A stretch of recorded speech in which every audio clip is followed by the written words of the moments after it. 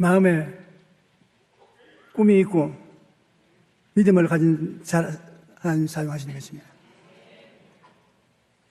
이스라엘이 블레셋 군대의 공격을 받았을 때 다윗은 골리앗을 쓰러뜨림으로써 온 땅으로 이스라엘에 하나님이 계신 줄 알게 하였고, 또 야훼의 구원하심이 칼과 창에 있지 않냐고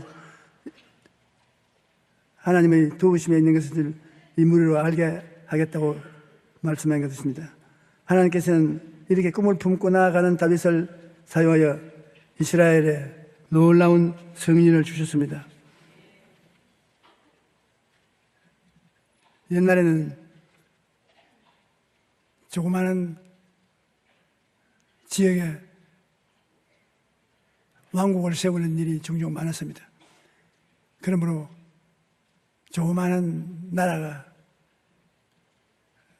아주 많이 서 있었습니다. 우리나라 비교한다면 고구려, 백제, 신라, 고려 이와 같이 오늘 대한민국 하나면 될 것도 여러 나라로 나누어지는 것 같이 그렇게 되어 있는데, 그러니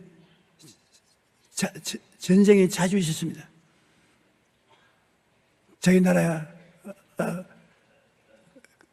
응당 커야 될 대로 크지 못하니까 이웃 나라의 자원을 사용하기 위해서 싸움을 했던 것입니다. 그런데 블레셋에 골리앗이라는 아주 무시무시한 장군이 나타났습니다. 보통 사람과 비교할 수 없는 그 장군이 나타나서 이스라엘과 전쟁을 하려고 했는 것입니다. 사무엘상 17장 8절로 10절에 보면 그가 서서 이스라엘 군대를 향하여 외쳐 이르되 너가 어찌하여 나와 전열을 벌였느냐? 나는 블레셋 사람이 아니며 너희는 사울의 신복이 아니냐? 너희는 한 사람을 택하여 내게로 내려보내라. 그가 나와 싸워서 나를 죽이면 우리가 너희 종이 되고, 만일 내가 그를 죽이면 너희가 우리의 종이 되어 우리를 섬길 것이라고 큰 소리를 협박을 했습니다. 그 블레셋 사람이 또 이르되 내가 오늘날 이스라엘 군대를 모욕하였으니 사람을 보내 나와 더불어 싸우게 하라. 사울과 온 이스라엘이 블레셋 사람의 이 말을 듣고 크게 놀라고 두려워했던 것입니다. 그때는 기계를 가지고 싸우는 일이 없고 사람의 팔 힘으로 싸우는 것입니다. 요사이는 기관총도 있고 대포도 있고 비행기도 있고 폭탄도 있는데 옛날에는 그런 게 없지 않습니까? 옛날에는 사람이 칼 들고 나와서 싸우는 것입니다. 그러니 내가 이스라엘 백성을 모욕했으니 나와 가지고서 원수를 갚아라. 나와 한번 싸워보자. 너가 날 죽이면 내가 우리 블레셋 사람들이 이스라엘의 종이 될 것이고, 내가 너희 대표를 죽이면 너희가 우리 블레셋의 종이 되리라. 그가 산천이 찡찡 울리도록 완전 무장한 자세로서 이스라엘 군대를 바라보고 있으니 이스라엘의 임금인 사울과 그 모든 이스라엘 백성들이 혼비백산했습니다. 그 블레셋 군대 대장인 골리앗을 바라보고 군인들이 혼비백산해서 어디에 숨을 자리부터 먼저 찾았습니다. 아예 전쟁을 하기도 전에 이미 졌다고 봐도 과언이 아닙니다. 사울과 온 이스라엘이 이 블레셋 사람의 말을 듣고 놀라서 어찌할 바를 몰랐습니다. 그런데 다윗이 아버지 심부름으로 그때는 군인들이 전쟁터에 있으면 집에서 밥을 해다 먹이고 그렇게 했습니다. 다윗이 형들 일선에서 싸우는데 재미있게 싸우라고 떡도 갖다 주고 과자도 갖다 주고. 그런데 다윗이 블레셋 골리앗이 큰 소리 하는 것을 듣고 이스라엘 백성들이 전체 혼부백산에서 밤이 넘어도 언덕으로 몸을 감추고 야단하는데 뭐 이런 인생을 보고서 겁을 내느냐고.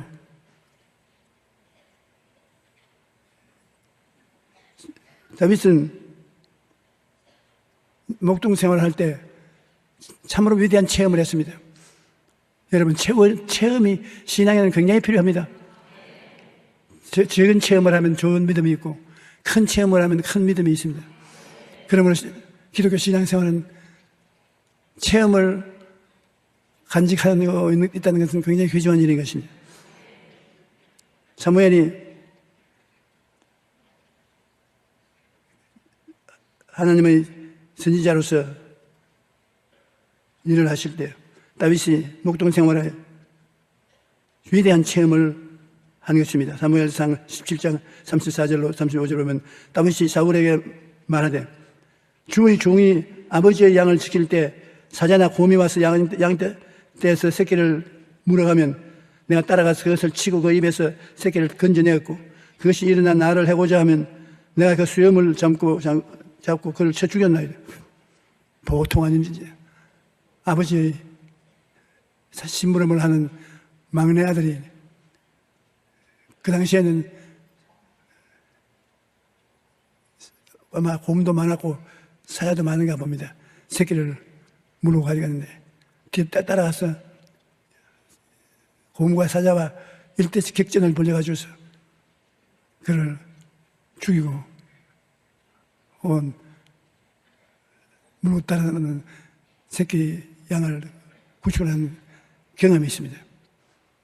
그래서 다윗은 우리 형들도 그렇고 이스라엘 장정들이 왜 겁쟁이졌느냐?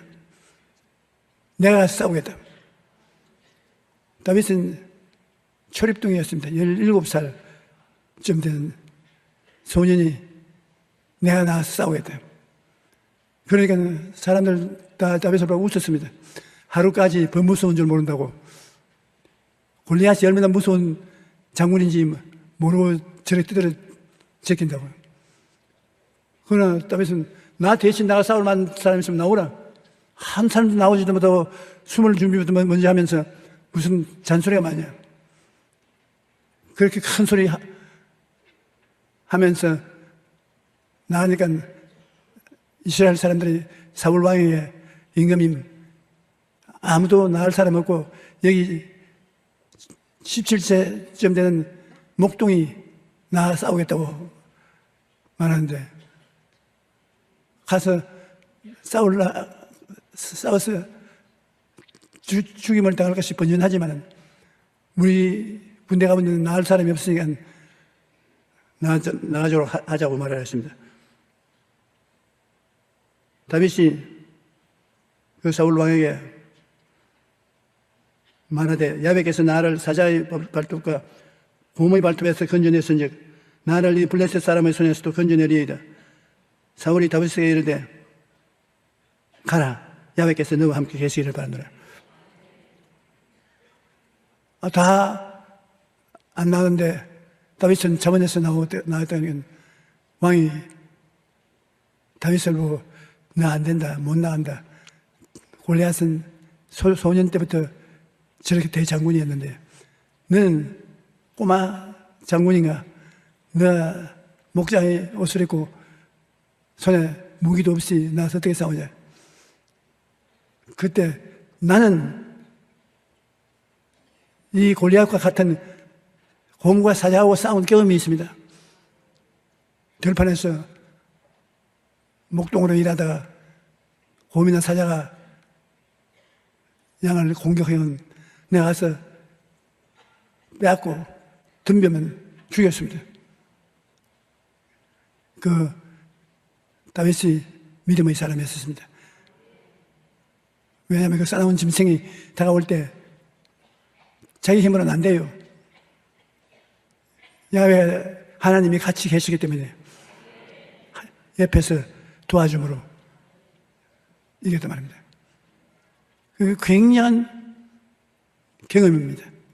요사이 그런 힘이 있는 사람이 아프리카 대륙에 가서 곰이나 사자가 덤비는 게 아무것도 안 가지고 빈손으로 싸웠다면 굉장한 뉴스가 되어서 조선일보, 중앙일보 뿐 아니라 국민일보에도 대서 특별로 썼을 것입니다. 그러나 다윗은 짐승들하고 싸워서 이긴 것 하나님이 도와서 얻었는데 무엇이 그리 특별한 게 있느냐? 사울왕이여, 난 경험이 있습니다. 사자도 치고 곰도 때려잡았는데 이 블레셋 적군 하나님을 대적하는데 이걸 두려워할 필요가 있느냐고. 내가 책임진 테니까 걱정하지 마십시오. 여러분이 일상생활에도 우리가 골리앗을 많이 당합니다. 여러분 사업상 골리앗이 다가오고 건강도 골리앗이 다가오고 사업을 하는 사람이 여러 가지 골리앗 같은 사자와 곰 같은 분이 다가올 때 어떻게 합니까? 두고 달아날 수는 없지 않습니까? 그러나 그런 일이 있더라도 과거에 고난당했을 때 하나님께 기도해서 곰과 사자와 같은 문제를 극복했다는 경험이 있으면 보통 자산이 아닙니다.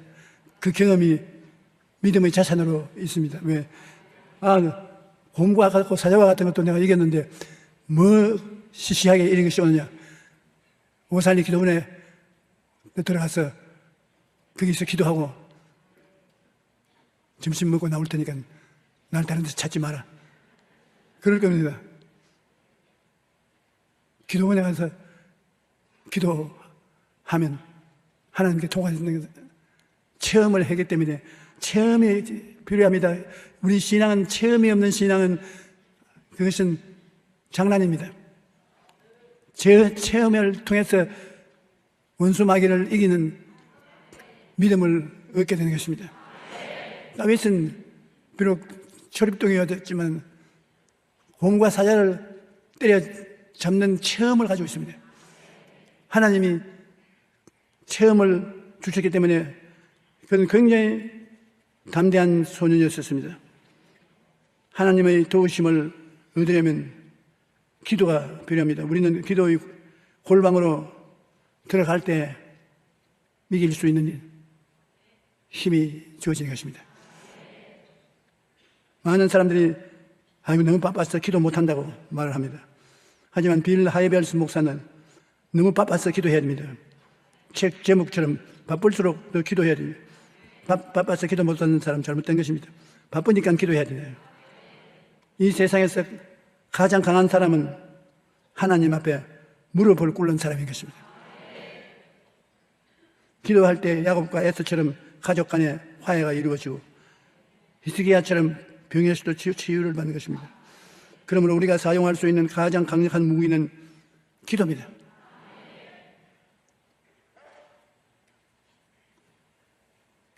우리가 기도의 응답을 계속 체험하면 믿음이 점점 자라나는 것입니다. 내가 믿음을 체험으로 가지고 있으면 비슷한 일이 생기면 그 믿음의 경험을 되살려서 이길 수가 있는 것입니다. 우리가 기도의 응답을 계속 체험하면 믿음이 점점 자라는 것입니다. 다윗은 목동 생활을 하면서 사자나 곰이 나타나 양을 물고 가려 할 때 하나님의 도우심으로 사자와 곰을 이겼던 체험이 있습니다. 그래서 골리앗과의 싸움에서도 하나님이 도우실 것을 체험된 믿음을 가지고 있기 때문에 5만 번 기도해서 응답받은 조지 뮬러도 하나님께 기도하여 응답을 체험할 할수록 믿음이 점점 성장했다고 말했습니다. 5만 번 응답을 받았으니 어지간히 응답 많이 받았네요. 그러므로 문제를 만났을 때 기도해야 합니다. 기도를 통해 믿음을 갖는 것이 우리의 무기이라는 것을 잊지 마시기 바랍니다. 다윗은 시편 146편 3절 5절에 귀인들을 의지하지 말며 도울 힘이 없는 인생도 의지하지 말지니 그의 호흡이 끊어지면 흙으로 돌아가 그날에 그의 생각이 소멸되리로다. 야고보의 하나님을 자기의 도움으로 삼으며 야외 자기 하나님께 자기의 소망을 두는 자는 복이 있도다. 참 좋은 말씀입니다만 경험하지 않은 사람은 이 말을 못합니다. 사람이 하나님의 도움을 받는다고 하면 아주 굉장히 두려워하는 것입니다. 다윗은 믿음으로써 무장을 했기 때문에 환경을 두려워하지 않았습니다. 전능하신 하나님을 우리도 믿어야 되는 것입니다. 다윗은 체격도 너무 작고 무기도 다룰 줄 몰랐고 심지어 갑옷도 입어본 적이 없었습니다. 인간적인 눈으로 볼 때 다윗이 이길 가능성은 제로였습니다. 사울이 다윗이 일세에 나가기 전에 자기의 군복을 입히니까 바지는 질질 끌리고 갑옷은 다윗이 한 짐 짊어지고 나가는 무거운 짐이 되었습니다. 사울의 칼을 드니까 끌고 갈 수밖에 없었습니다. 도저히 무장할 수가 없어요. 그래서 다윗이 갑옷도 벗어버리고 투구도 서니까 밑으로만 보이고 안에는 위로는 바라볼 수도 없는 투구, 그것도 설 수가 없습니다. 다 무장을 해제해놓고 목자에 도구만 가지고서 내 나와서 이기고 오겠습니다. 대단한 말을 할 수 있는데 다윗은 하나님을 체험했다는 그 체험이 그 마음속에 어마어마한 담력을 주었기 때문에 그는 담대하게 나갈 수 있었던 것입니다. 시편 3편에도 천만인이 나를 애워싸 진진다 하여도 나는 두려워하지 아니하리로다. 천만인이 쳐들어와도 다윗은 그들을 대적할 만한 마음이 있습니다. 어려움을 만났을 때 두려워하는 것은 우리가 믿는 하나님이 어떤 분인가를 잘 모르기 때문에 그런 것입니다. 하나님을 잘 모르기 때문에 어려움을 두려워하는 것입니다. 다윗은 모든 문제의 성패가 하나님께 달려있다는 것을 알았습니다. 그래서 역대상 29장 11절에 이렇게 말합니다. 야훼여 위대하심과 권능과 영광과 승리와 위엄이 다 주께서 가져사오니 천지에 있는 것이 다 주의 것이로소이다. 야훼여 주권도 주께서 가져사오니 주는 높은 자 만물의 머리가 되십니다. 아무리 약해도 하나님을 믿고 기도하면 모든 어려움을 이길 수가 있습니다. 하나님을 믿지 못하면 어려운 일을 당할 때 왜 하필 나에게 이런 일이 생기는가 원망하며 불평합니다. 그럴 때 불평, 불만을 쏟아내면 당장은 속이 시원하지만 사실은 건강을 해치는 것입니다. 이 원망은 목사도 많이 합니다. 저도 종종 이런 원망을 하고 나중에 하나님께서 회개하고 합니다. 몸에 특별한 병이 있으면 하나님 저 깡패들도 건강하고 좋은데 왜 나는 이렇게 아픕니까? 하나님, 나를 잘못 계산하는 것이 아닙니까? 깡패가 건강하면 나도 깡패만치 건강하게 해 주십시오. 그렇게 말할 때가 많습니다. 콜롬비아 대학의 심리학과 제프리어 로우 교수는 화가 난다고 해서 불평을 쏟아내는 습관은 마치 밀폐된 엘리베이터에서 방귀를 끄는 것 같다는 것입니다. 엘리베이터에서 사람이 꽉 들어차 있는데 방구를 봉 껴버리면 당장은 시원할지 몰라도 건배 주변 사람들도 괴롭고 자신도 구린내로 가려워지는 것입니다. 그러므로 불만을 쏟아내는 것은 밀폐된 방에서 방구 끼는 것과 같기 때문에 성내면 안 된다는 것입니다. 불평, 불만을 쏟아내면 코르티솔이라는 호르몬이 더 많이 분비되어 건강에 해롭고 주변 사람들 부정적인 생각을 하게 만들어준다는 것입니다. 호넬대의 칼 필메어 교수는 65세 이상 1,500명을 대상으로 연구했는데 당신의 삶을 되돌아봤을 때 가장 후회되는 것이 무엇입니까? 질문했습니다.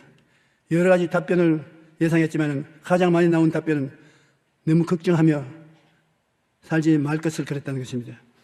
미래에 일어나지 않을 수도 있는 상황, 또 일어난다고 해도 우리가 어떻게 해볼 수 있는 상황을 놓고 미리 걱정부터 한다는 것은 시간을 낭비하고 삶을 낭비하고 살아왔다는 것입니다. 하나님을 믿는 사람들 중에 이러한 사람들이 많습니다. 날마다 마음에 걱정을 가득히 안고 사는 사람이 많습니다. 그런데 우리 마음에 염려, 걱정, 두려움이 가득한 것은 하나님을 바라보지 않기 때문인 것입니다. 이스라엘 백성들이 골리앗을 보고 혼비백산한 것은 그들과 함께 하시는 하나님을 믿고 바라보지 않았기 때문인 것입니다. 하나님을 체험하고 알았으면 골리앗이 아무리 장군이라도 하나님 앞에서는 먼지 부스러기밖에 안 되는 것입니다.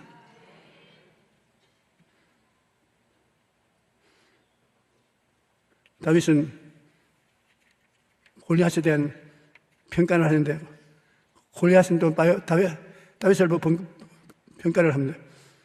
이제 저쪽에 적군이 있고 이쪽에 사울의 이스라엘 군대가 있어요. 야, 이놈아, 죽어라. 서로 운동 경기에 응원하는 것처럼 그렇게 옛날 전쟁을 했으니까요. 너희 대표가 나오라고요. 이스라엘은 다윗이 나가고 골리앗도 나와서 평지에 서로 만나서 싸우게 되는데 골리앗이 다윗을 보고 입을 딱 벌립니다. 저 사람들이 내 말을 못 알아듣는 것 아닌가. 내가 싸울 상대도 되지 않은 아주 빈대 같은 녀석이 왜 나오냐. 그 블레셋 사람들이 둘러보다가 다윗을 보고 업심여기니 이는 그가 젊고 붉고 용모가 아름다움이라. 블레셋 사람이 다윗에게 이르되 내가 나를 개로 여기고 막대기를 가지고 내게 나왔느냐.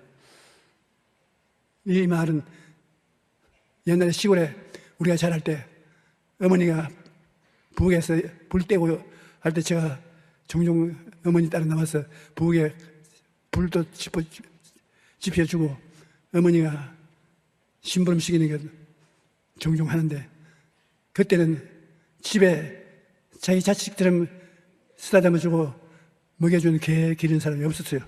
개는 늘 부엌 주위에 얻어먹으려고 서성거리는데 부엌에 개가 들어오면 우리 어머님이 긴 부죽갱이로 개를 후려 때립니다. 그러면 갱 그것도 도망치고 난 다음에 또 부엌으로 다가와요. 골리앗도 어머니가 밥 짓는데 다가오는 개 쫓는 것을 본 것 같습니다. 넌 나 개인 줄 알고 불주깽이 들고 오느냐?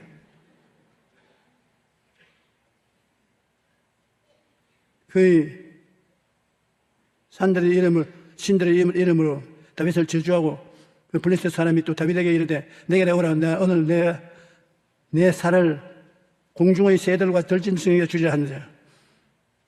골리앗이 다윗을 아주 평가 낮게 했습니다. 다윗은 골리앗을 평가하기를 주의 종이 사자와 곰도 쳤은즉 살아계시는 하나님 군대를 모욕한 이 할례받지 않은 블레셋 사람이니까 그가 그 짐승의 하나와 같이 될 것이다. 스스로 평가를 하는 것입니다. 손에 막대기를 가지고 시내에서 매끄러운 돌 5을 골라서 자기 목자의 제후 곧 주머니에 넣고 손에 물매를 가지고 블레셋 사람에게로 나아가니라. 다윗은 무기라는 것이 목자의 제구를 넣는 윗옷에 시내에서 돌멩이 5개를 쥐어서 보기도 넣었습니다. 돌멩이 하나면 적군을 물리칠 것인데 왜 돌멩이를 5개나 가져왔냐? 다윗은 참 믿음이 다 대단하죠. 형님이 대장군 골리앗이 돼서 오면 틀림없이 동생들도 따라 나온다. 기왕 나온 김에 형 동생 쓸어버려야 되거든. 그래가지고서 5 형제간 골리앗이 나오면 돌 5개로 죽여버려야 되겠습니다. 여러분 물맷돌 돌리는 것 텔레비에서 보셨죠? 많이 물레에다 돌을 먹여서 요새 올림픽에 물맷돌 던지기 프로그램이 나오면 다윗이 언제나 금메달을 탈 것입니다. 그런데 얼마나 힘드냐 하면 골리앗이 완전 무장을 했을 때는 온몸이 다 철통같이 방어가 되고 오직 눈과 눈 사이에 여기밖에 열린 곳이 없습니다. 요를 맞춰야 돼요. 다른 데 때려봤자 꼼짝도 안 합니다. 그니 다윗이 하나님께 의지했다는 것을 알 수 있지 않습니까? 하나님이 다윗과 같이 있어서 그러니까 팍 하면서 요 눈과 눈 사이를 뚫고 머릿속에 들어가 버렸습니다. 그러니까 그 큰 골리앗이 끄꾸러졌습니다. 다윗은 뛰어가서 칼로서 자기는 칼도 없으니까 골리앗의 칼로서 골리앗의 머리를 싹싹싹 빼서 그래서 사울에게도 하지 않고 자기는 전쟁터에 형 점심밥 주기 위해서 왔다 가는 것이기 때문에 그 머리에 손을 쥐어 머리칼 쥐고서 자기 집으로 끌고 가서 목자의 두부를 넣는 창고에 그 머리를 갖다 놓고 그대로 목동의 일을 보았을 것입니다. 믿음이란 그만큼 담대한 역사를 일으킬 수 있는 것입니다. 손에 막대기를 가지고 시내에서 매끄러운 돌 5을 골라서 자기 목자의 제구 곧 주머니에 넣고 손에 물매를 가지고 블레셋 사람에게로 나아가되 다윗이 블레셋 사람에게 이르되 너는 칼과 창과 단창으로 내게 나아오니와 나는 만군의 야훼의 이름을 곧 내가 모욕한 이스라엘 군대의 하나님의 이름으로 내게 나아노라. 그것은 다윗은 물맷돌로 무장을 했을 뿐 아니라 정신적인 무장이 되어 있었습니다. 요한 1서 5장 4절에 보면 무릇 하나님께로부터 난 자마다 세상을 이기느니라. 세상을 이기는 승리는 이것이 우리의 믿음이니라.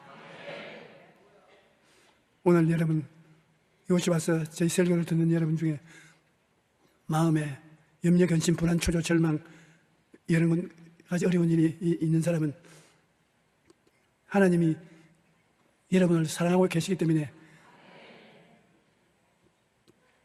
기도해야 됩니다. 내 믿은 대로 될지라도 사람이 상상하지 못하는 새로운 세계가 우리 예수 믿는 사람에게는 있습니다. 4차원의 영성으로 새로운 생각과 새로운 꿈과 새로운 믿음과 새로운 입술의 고백은 여러분은 보통 사람 이상 다윗과 같은 그런 삶을 살게 만들어주는 것입니다.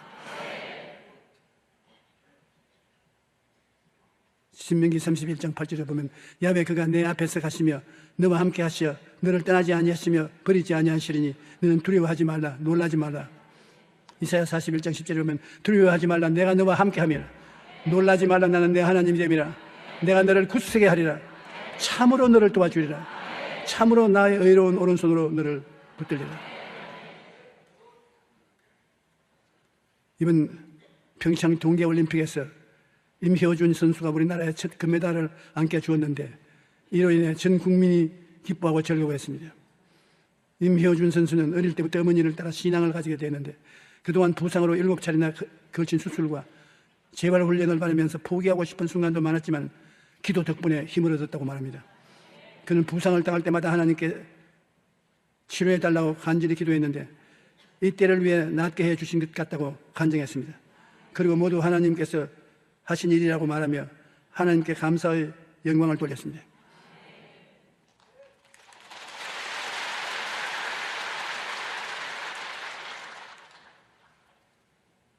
저는 어제 저녁에도 1000m, 1500m 시합에 우리 한국 사람 나와서 좋은 성과를 거두고 좋은 뉴스를 전한 것을 보고 너무 기뻐서 잠을 잘 못 잤어요.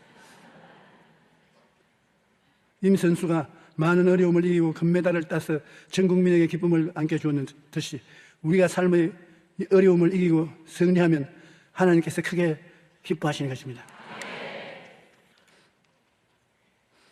앞에는 골리앗이지만 옆에는 하나님이 계신 것을 다윗은 알고 있었습니다. 인생을 살다 보면 수많은 문제의 골리앗을 만나게 됩니다. 내 힘으로는 도저히 해결할 수 없는 골리앗과 같은 문제를 만났을 때 내 앞에 골리앗만 있는 것이 아니라 내 옆에 하나님이 함께 계시다는 것을 알아야 되는 것입니다. 하나님께서 내가 물 가운 데로 지날 때 내가 너와 함께 할 것이라. 강을 건널 때 물이 너를 침몰하지 못할 것이며 내가 불 가운 데로 지날 때 타지도 아니할 것이니 불꽃이 너를 사르지 못할 것이랴. 그와 같이 약속하신 것입니다. 그러므로 우리는 어떤 상황에서도 하나님을 믿고 담대해야 되는 것입니다. 어느 목사님이 기차 여행을 하는데 옆에 앉은 청년과 대화를 나누다가 그가 큰 어려움을 당하고 있다는 것을 알게 되었습니다. 그러자 목사님은 성경책과 볼펜을 꺼내어서 이 성경책 위에 볼펜을 세울 수 있습니까? 라고 물었습니다. 청년이 불가능합니다. 대답했죠. 목사님은 성경책 위에 만년필을 세우고 손으로 붙잡고 놓지 않았습니다.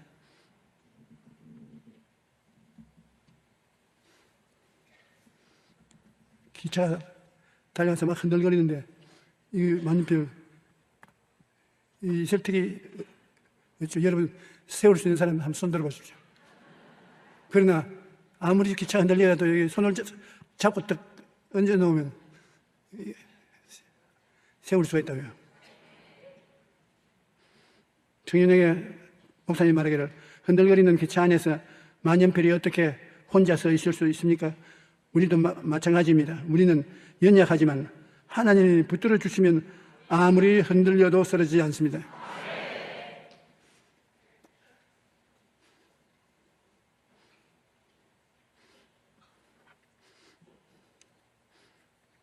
다윗은 평소에 물매로 돌을 던지는 훈련을 많이 했습니다. 오늘날 올림픽 같은 대회가 있었다면 다윗은 물맷돌 던지기 종목에서 금메달을 땄을 것입니다. 하지만 다윗의 실력이 아무리 뛰어나도 하나님의 도우심이 없었다면 골리앗을 이길 수가 없었습니다. 골리앗은 온 몸을 갑옷으로 무장하고 있었기 때문에 틈이라고는 이만밖에 없었던 것입니다. 그런데 그 적은 틈으로 돌을 딱 한 번 던져서 그 돌이 이마에 박혔으니 하나님의 도와주신 것이 분명합니다.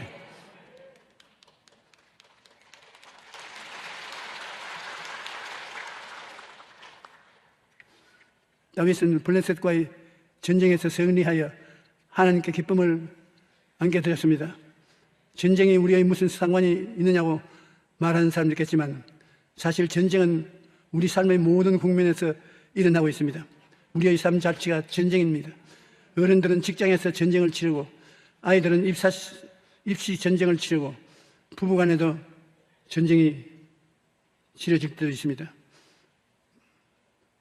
하지만 이러한 전쟁은 인간적인 힘으로 하는 것이 아닙니다. 하나님을 믿는 사람은 하나님의 도우심을 입어야 삶의 전쟁에서 승리할 수가 있는 것입니다.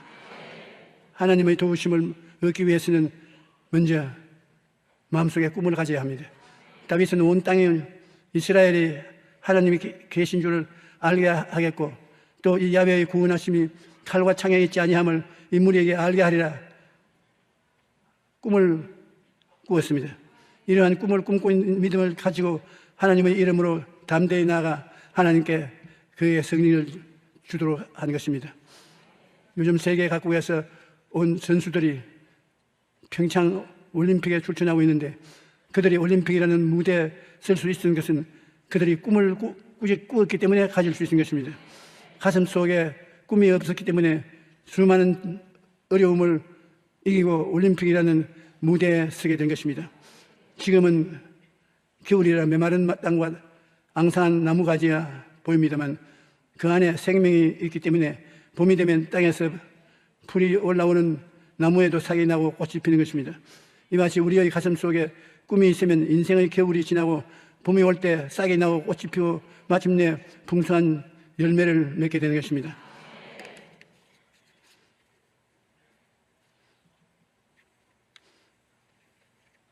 여러분, 우리는 다윗과 같이 별 사람들에게 인정을 받지 못하는 삶을 산다 하더라도 기도할 수 있으면 이깁니다. 기도와 믿음을 통해서 우리 모든 문제를 해결하고 극복하고 오늘은 어제보다도 내일은 오늘보다도 할 수 있다 하면 된다 해보자. 더 승리의 믿음을 가지고 나올 수 있는 것입니다. 우리가 생각을 긍정적으로 가지고 언제나 좋은 꿈을 꾸고 믿음을 믿고 입술로 승리를 고백하면 하나님이 성령이 역사해 주시는 것입니다. 크리스 크롤리와 의학 박사 헨리 S. 로치 씨가 저술한 양거 넥스트 이어라는 책에 보면 80세 그 후에도 50세처럼 건강하게 살 수 있는 비결에 관하여 기록하고 있습니다. 그들은 사람이 나이 먹어 병들고 불구자가 되어 여생을 보내지 말고 건강하고 곱게 늙는 세 가지 길을 강조하고 있습니다. 그 첫째는 한 주일에 엿새 동안 무조건 하루 1시간 이상 운동하라는 것입니다. 얼마나 강하게 주장하든지 운동을 안 하려고 변명하는 자는 개자식이라고 막말까지 하고 있습니다. 그러니 운동은 꼭 해야 된다는 것입니다. 두 번째는 고단백, 고지방 음식을 취하지 말고 또 장크 푸드라고 해서 쓰레기 같은 간식들 먹지 말고 적게 먹고 채식 위주로 식사를 하며 잘 살기를 도모하라고 말하고 있습니다. 셋째는 부부간, 이웃간 좋은 인간관계와 교제를 갖고 행복하게 살아야만 건강하고 장수할 수 있다는 것입니다. 병이 들 때까지 기다렸다가 병원에 가서 의사를 찾지 말고 병들기 전에 미리 이와 같이 세 가지 대책을 세움으로 예방을 하라는 것입니다. 신앙생활에도 거기에 비유해서 말할 수 있습니다. 시험과 환난과 큰 고난을 당한 후에 하나님을 간절히 찾고 새벽기도에 나오고 철야하고 금식하고 기도원으로 뛰어가고 하지 말고 평소에 올바른 신앙생활을 하면 시험과 환난과 큰 고난을 피할 수가 있는 것입니다. 예방신앙의 제일 첫째 조건이 그 나라와 그 일을 먼저 구하며 사는 것입니다. 하나님의 나라와 세상 나라가 대결될 때, 즉 하나님과 세상 섬기는 것이 대결할 때 어느 것을 택할 것인가? 이것이 우리에게 굉장히 중요합니다. 선택은 우리 인생에 굉장히 중요한 것입니다. 인생을 살아갈 때 어떤 친구를 택할 것이냐, 어떤 신랑 신부를 택할 것이냐, 어떤 직업을 택하느냐, 이런 것이 우리 생활에 절대적인 영향력을 미치지 않습니까? 하나님의 나라와 세상 나라가 나에게 다가올 때 내가 어느 편을 택할 것이냐, 이것은 우리 예방신앙에 절대로 중요한 것입니다. 예수님이 광야에서 40주 40야 금식하시고 나신 후에 세상 나라의 대표인 원수 마귀가 예수님을 찾아왔습니다. 그래서 배가 고파 굶주린 예수님께 뭐라고 말했습니까? 하나님 아들의 권세로서 떡부터 먼저 만들어 먹어라. 하늘나라보다도 세상 나라를 먼저 취하라는 것입니다. 그때 예수님은 단호하게 사람이 떡만 가지고 사는 것이 아니다. 하나님의 말씀으로 사는 것이다. 말씀 먼저 택하고 난 다음에 떡이 있지, 떡 먼저 택하고 말씀이 있지 않다고 순서를 분명히 선택했습니다. 마귀는 예수님을 따르고 높은 중탑 위에 올라가서 하나님의 아들의 권세를 가지고서 묘기를 발해서 뛰어내려서 발이 돌에 부딪히지 않아 모든 사람에게 박수갈채를 받고 명예를 얻으라고 했을 때 예수님은 명예 대신에 하나님을 시험하는 일을 하지 말라고 했었습니다. 명예보다도 하나님을 시험하지 않고 하나님을 섬기는 것이 더 중요하다고 말했습니다. 마귀는 세상의 권세와 부귀, 영화, 공명을 취하기 위해서 하나님 나라 택해놓고 자기부터 먼저 택하고 자기에게 절하라고 했습니다. 그러면 세상 부귀, 영화, 권세, 공명을 다 주겠다 그랬습니다. 그때 예수님께서는 단호하게 거부하고 하나님께만 먼저 경배하고 절하라고 말한 것입니다. 하늘나라와 세상 나라가 맞부딪힐 때 예수님은 단호하게 하늘나라 편을 택했던 것입니다. 우리도 한 가지입니다. 우리의 삶 속에 하늘나라와 세상 나라가 종종 같이 부딪혀옵니다. 우리는 그때 하늘나라도 아니고 세상 나라도 아닌 어정쩡한 중간 노선을 택할 때가 굉장히 많습니다. 그래서 많은 시험에 빠지게 되는 것입니다. 마태복음 22장 37절로 38절에 예수께서 가라사대 내 마음을 다하고 목숨을 다하고 뜻을 다하여 주 너희 하나님을 사랑하라 하셨으니 이것이 크고 첫째는 계명이라고 말한 것입니다. 요한복음 12장 26절에도 사람이 나를 섬기려면 나를 따르라. 나 있는 곳에 나를 섬기는 자도 거기 있으리니 사람이 나를 섬기면 내 아버지께서 저를 귀히 여기시라고 말한 것입니다. 하나님을 첫째로 사랑하고 예수님을 첫째로 섬기며 따르는 삶을 우리가 선택할 때 하나님께서 우리를 귀하게 여겨주시는 것입니다. 미국 대통령이요 노벨 수상자였던 지미 카터 대통령에게 참으로 위대한 점이 있습니다. 그가 대통령으로 출마했을 때입니다. 유세 기간 중에 주일을 맞았는데 대부분의 입후보자들과는 달리 그는 표를 얻기 위해 큰 교회를 찾아가지 않았습니다. 오히려 비행기를 타고 평소에 다니던 교양 조지아 주의 교회에 가서 예배를 드렸습니다. 그리고 예배가 끝나면 23년 동안 매주일마다 해왔던 주일학교 교사로서의 아이들을 가르치기 시작한 것입니다. 그렇게 대통령 유세에 바쁜데도 불구하고 주일날에는 미국 어느 주에 있든지 비행기 타고 조지아주 자기 고향 교회로 성수 주일하러 갔던 것입니다. 어느 주일에 약 70명의 기자들이 그를 취재하기 위해 교회로 몰려들었습니다. 그러자 지미 카드가 그들을 향해 이렇게 말했습니다. 기자 여러분, 오늘은 여러분이 나를 취재하기 위해 여기 오셨지만 다음 주일에는 여러분이 소속한 교회에 꼭 출석해 주시기 바랍니다. 지미 카드는 무엇보다도 하나님을 우선순위에 모시고 살았던 것입니다. 그 결과 그는 대통령에도 당선되었고 2002년에는 노벨 평화상을 수상하는 등 퇴임 후에 사람들로부터 더 크게 존경받는 인물이 되었습니다. 세상의 그 무엇보다도 하나님의 일이 먼저였습니다. 누구든지 하나님의 나라와 그 일을 먼저 구하는 자는 시험과 환난과 큰 고난 없이 평탄하고 복된 인생을 살아갈 수가 있는 것입니다. 또한 우리가 예수님의 정의와 세상 탐욕이 대결될 때 예수님의 가르치심을 따를 것이냐 세상 욕심을 따를 것이냐 중대한 기로에 서게 되는 것입니다. 우리는 세상에 사니까 세상의 욕심이 우리를 유혹하지 아니할 수가 없습니다. 육신의 정욕도 있죠. 안목의 정욕도 있죠. 이 세상 자랑도 있습니다. 그러나 예수님의 정의와 세상의 욕심이 부딪힐 때 어느 편을 택할 것인가 굉장히 중요한 것입니다.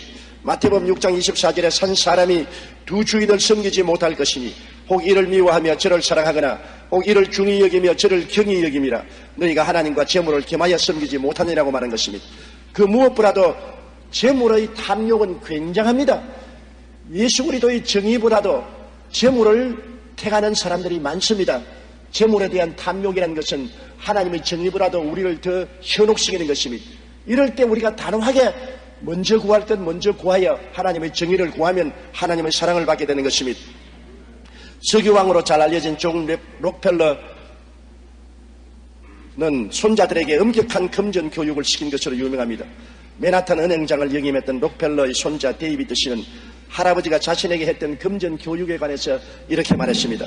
그가 어렸을 때 할아버지 록펠러 씨는 자기에게 매주마다 25센트를 주급으로 주면서 꼭 그에게 말하기를 주말에는 할아버지와 함께 어디에 돈을 썼는지 내가 계산해서 보고해야 된다. 내가 돈을 쓸 때는 반드시 25센트 중에 10분의 1은 틀림없이 11조를 하나님께 드려야 되고 그 돈의 또 10%는 구제금에 써야 된다. 그래서 그대로 하면은 5센트를 더 주었고 그대로 하지 아니하면 5센트를 벌금으로 빼앗았다고 말하셨습니다.